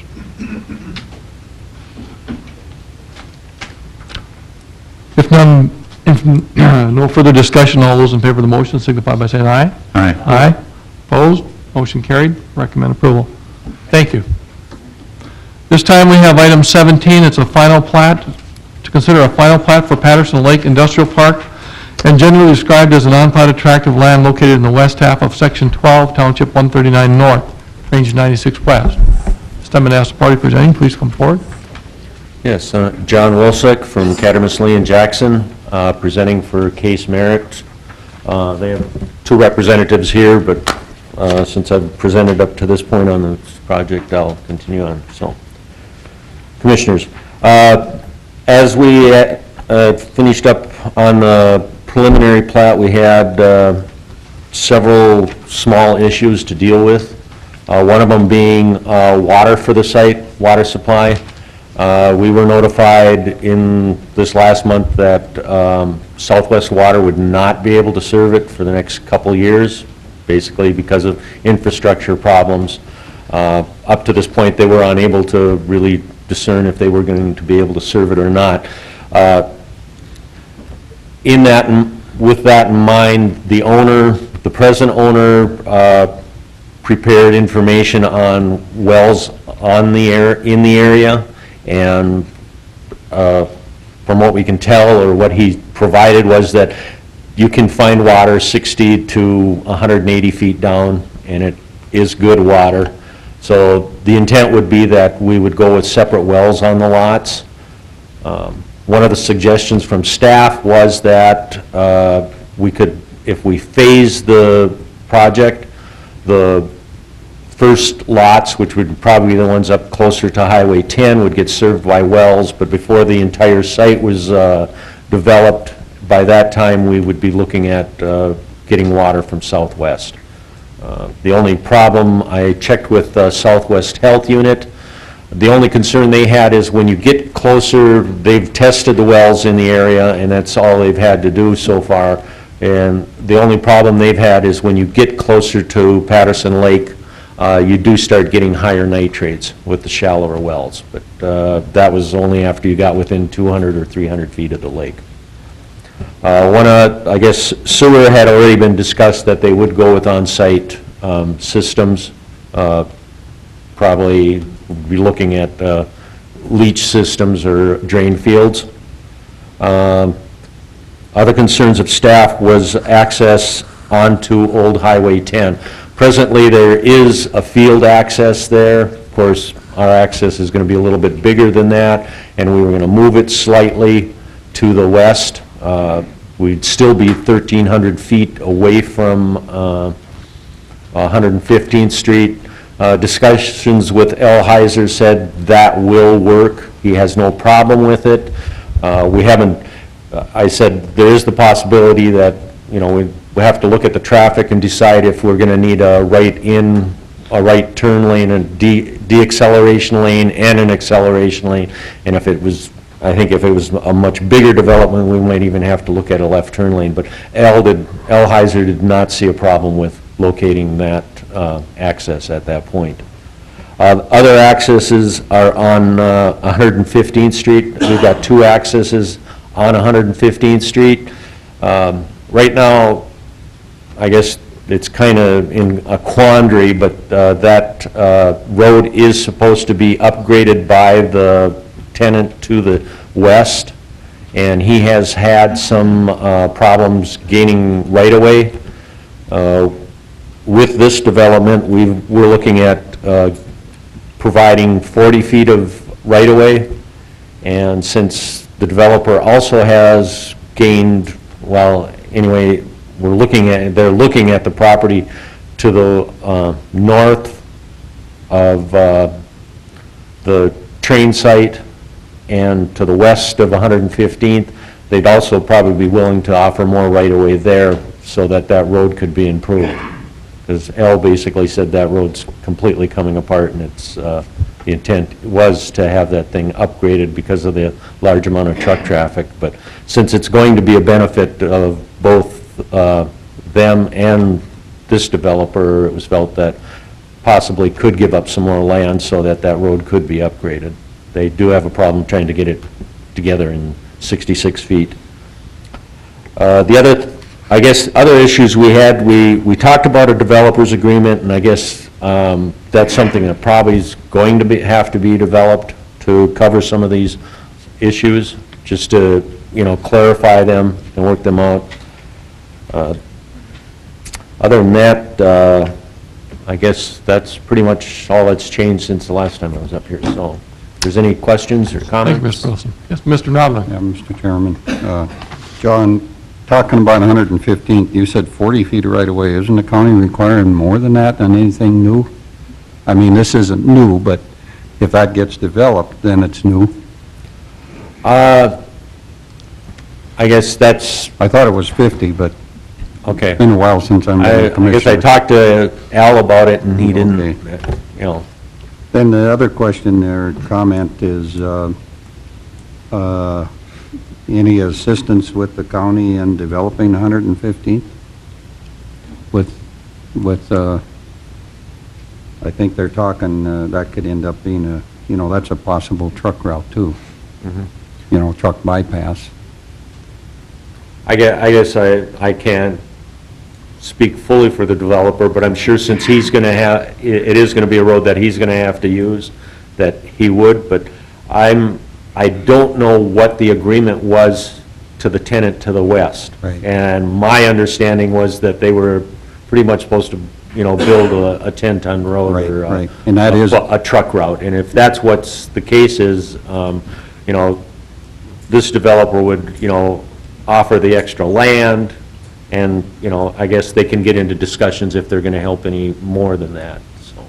Right, because that, I think that was the real issue to the west, that that agreement was there and apparently it wasn't in writing or whatever happened, and that is an issue because that road is really used when you go to the south with all the activity, and it looks like that might be a real good area for commercial development, and that might be, you know, a main road leading to Highway 10, and that'll get pretty costly. Yep. So I just think something should be discussed with the county about that. Okay. Any other comments or questions for Mr. Wilson? Mr. Chairman,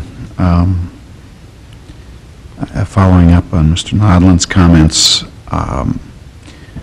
you know, 115th is likely to be a rural section. I I don't know that I see that being an urban section very soon. So I think we do need more than the 40 feet. I think we'd want to do 75 feet there, would we not? Typically, 75 has been what the county has been requesting on roads Yeah. like this. So I think we need that change. And then the interior streets, you're probably aware that, you know, we're going to require pavement. Can you talk to us about that? Who's going to do that? When's it going to be done? We need that assurance. That'll be done as it's developed.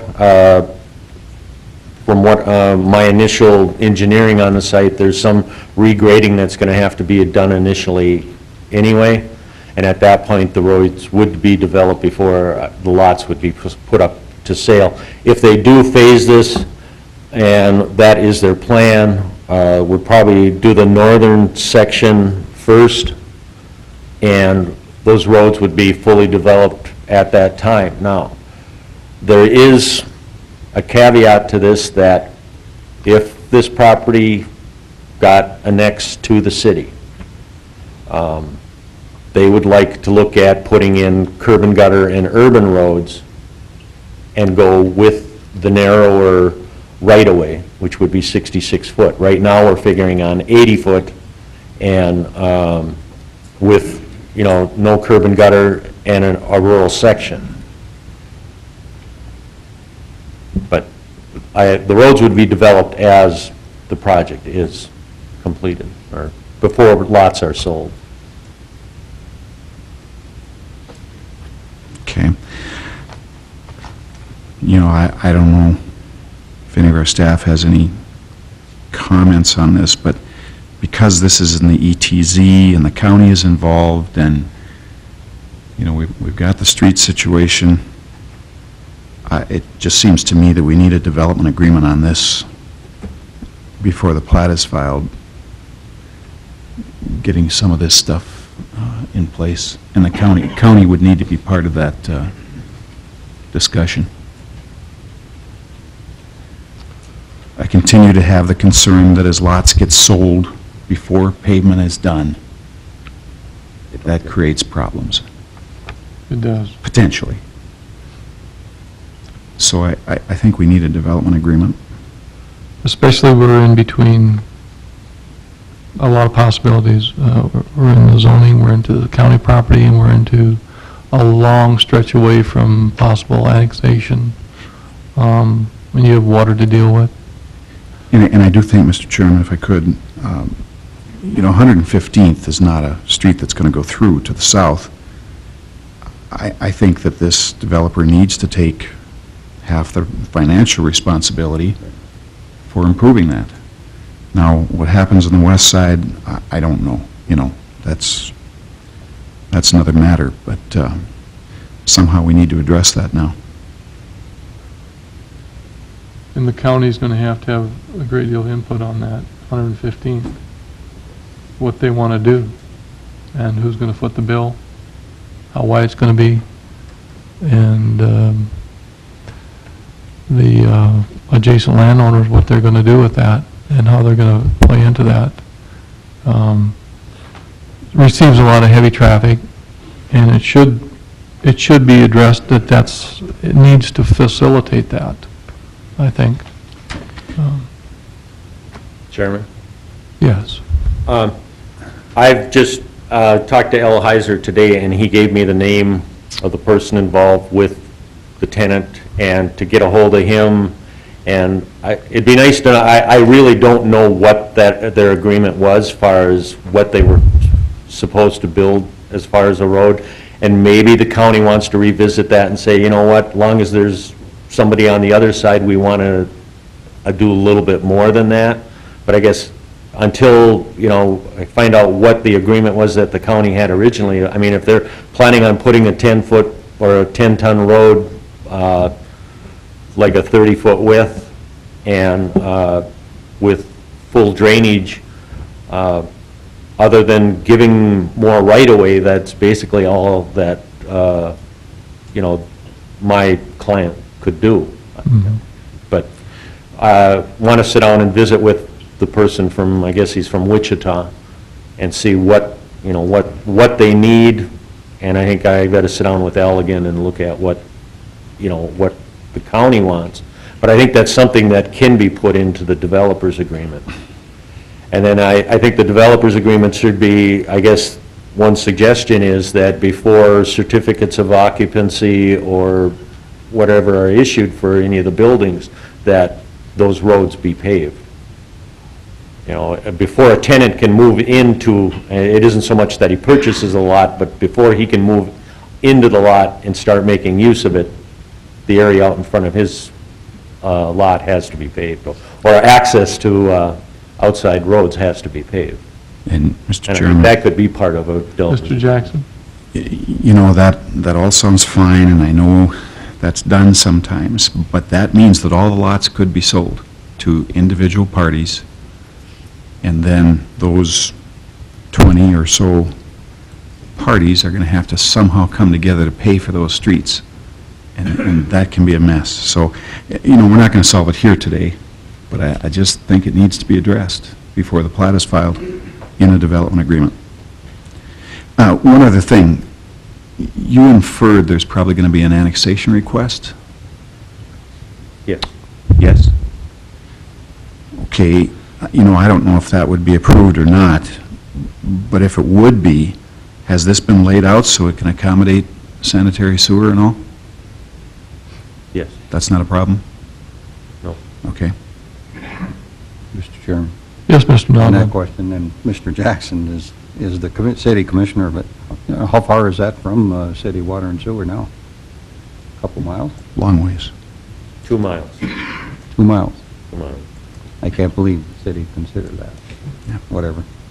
Big pipe and a big pump.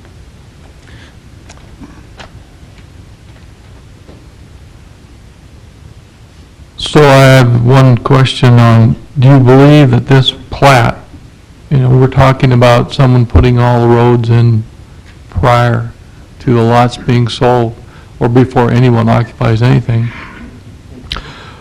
This final plat is pretty definite? Yes. It is. Are there fairly a large amount of prospective purchasers of these lots, do you know? I don't care who, but is there? I don't know for sure. I can't. All right. I'm not the realtor. Okay, because, I mean, someone's going to have to know what our intentions are. Yeah, yes. If there's that many people that have already committed, Mhm. that they're going to have to make a commitment and an agreement. That's something that our city planner is going to have to come up with a development program that's going to facilitate our wishes. Mr. Chairman. Mr. Nodland. I just want to emphasize 115th again, that there has to be some financial contribution from the developer with 115th. I know in the county's situation, there has to be, but whatever we decide to do. Any other comments or questions for Mr. Wilson?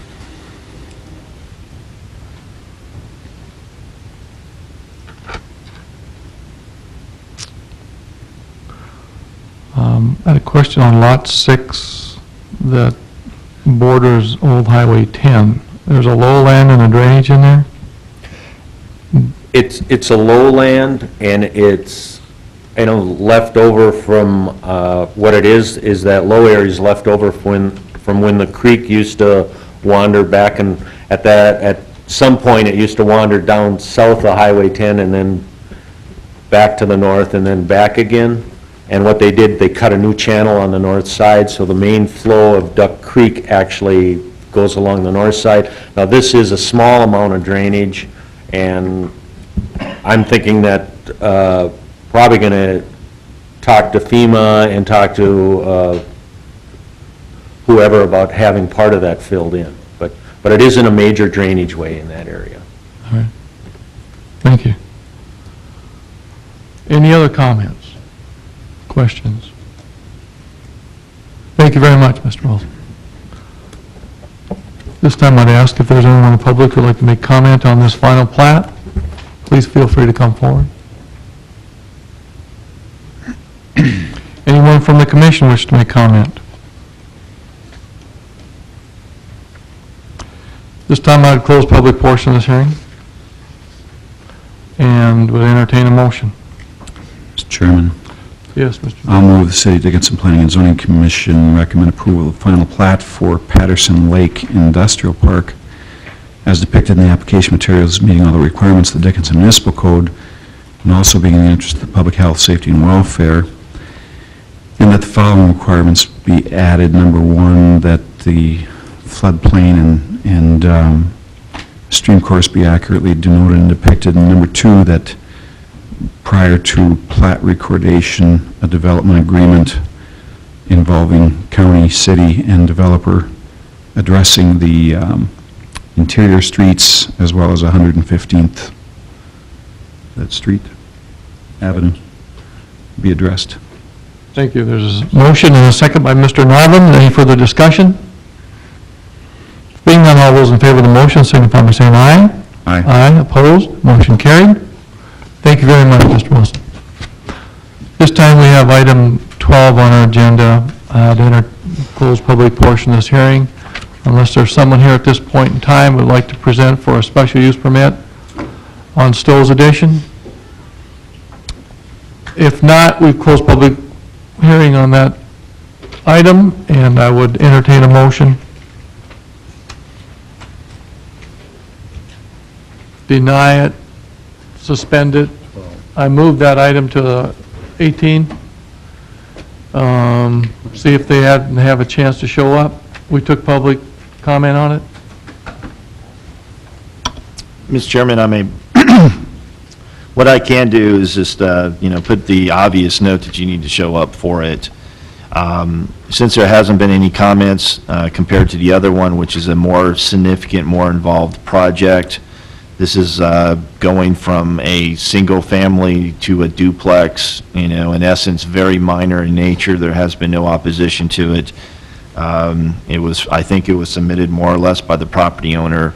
I would have no problem me just making a decision on that today, and I will put a note on that, and then we could just have a policy that in essence you don't show up, you don't get your, you don't have your, you don't have your item heard, but, excuse me, but that's completely up to you to decide which way, but I would have no problem of making a decision today on such a minor issue of that.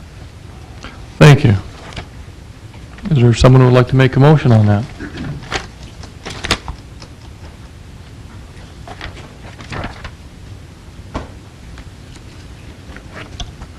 Mr. Cruz. I'll make a motion to approve it as the application states. I don't think you had any recommendations of notes or anything on that one. Make a motion to approve. Is there a second? Second by Mr. Kovash. Any discussion?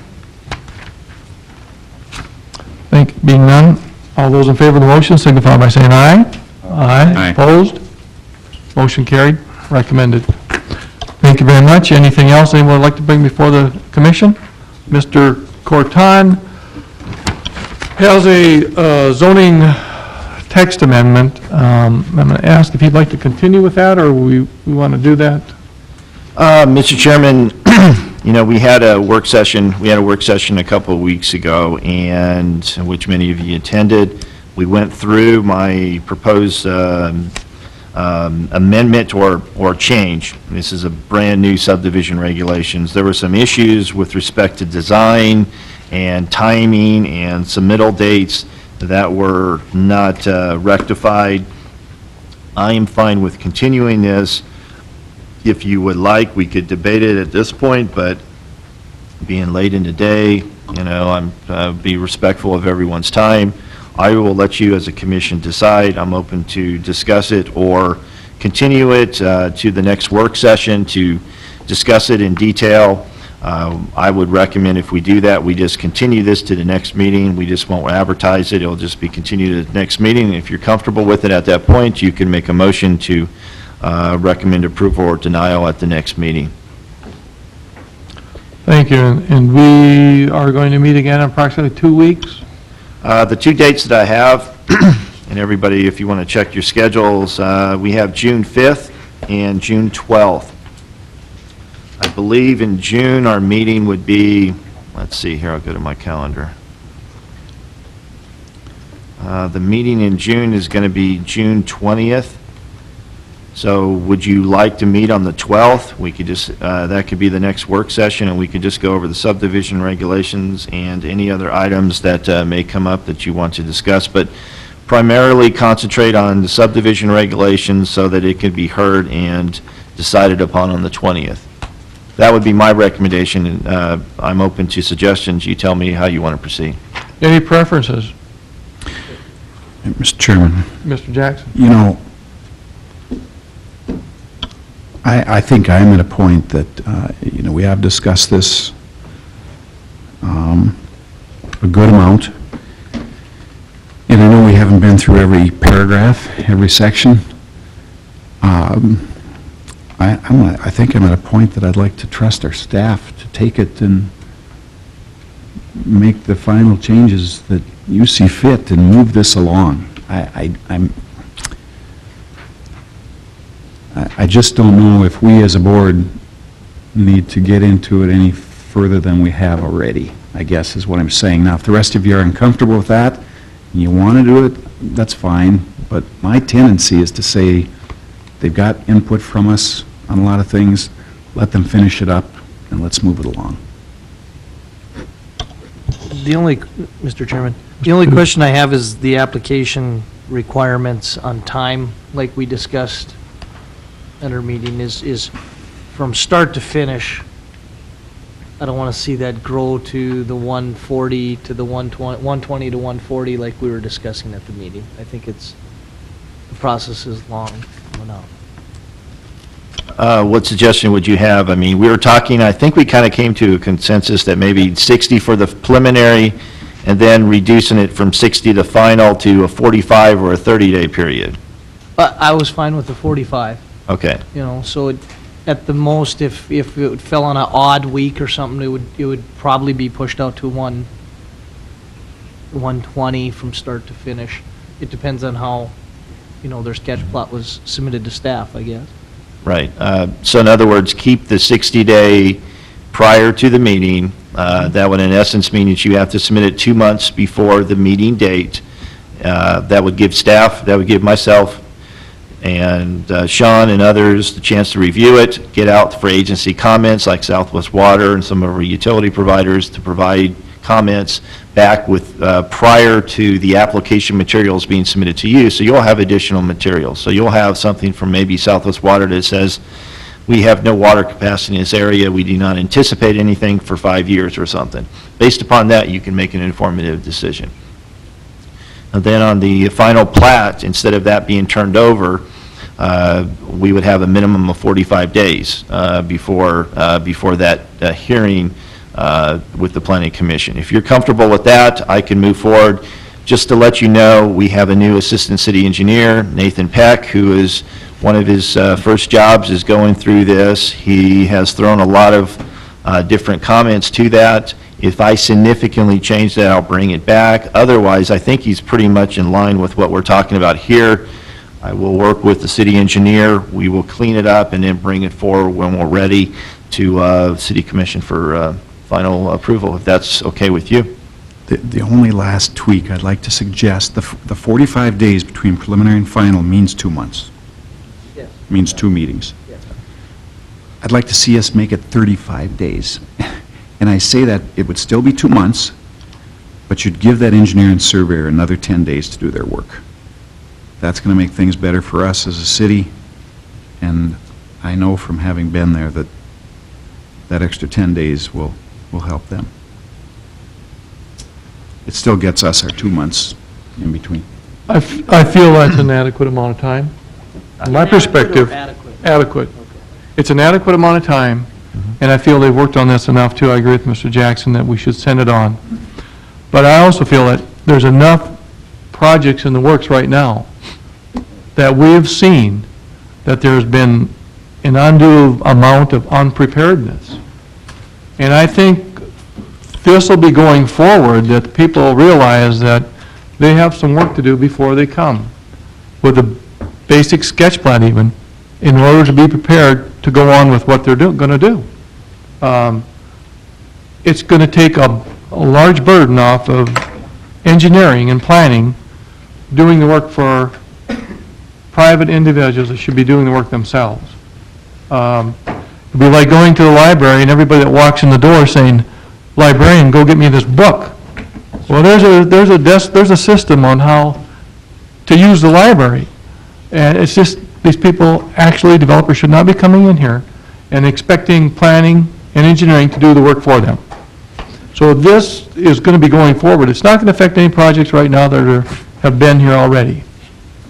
But in the future it will, and they'll realize they need to be prepared and not be changing plats and preliminaries and finals on us over and over again.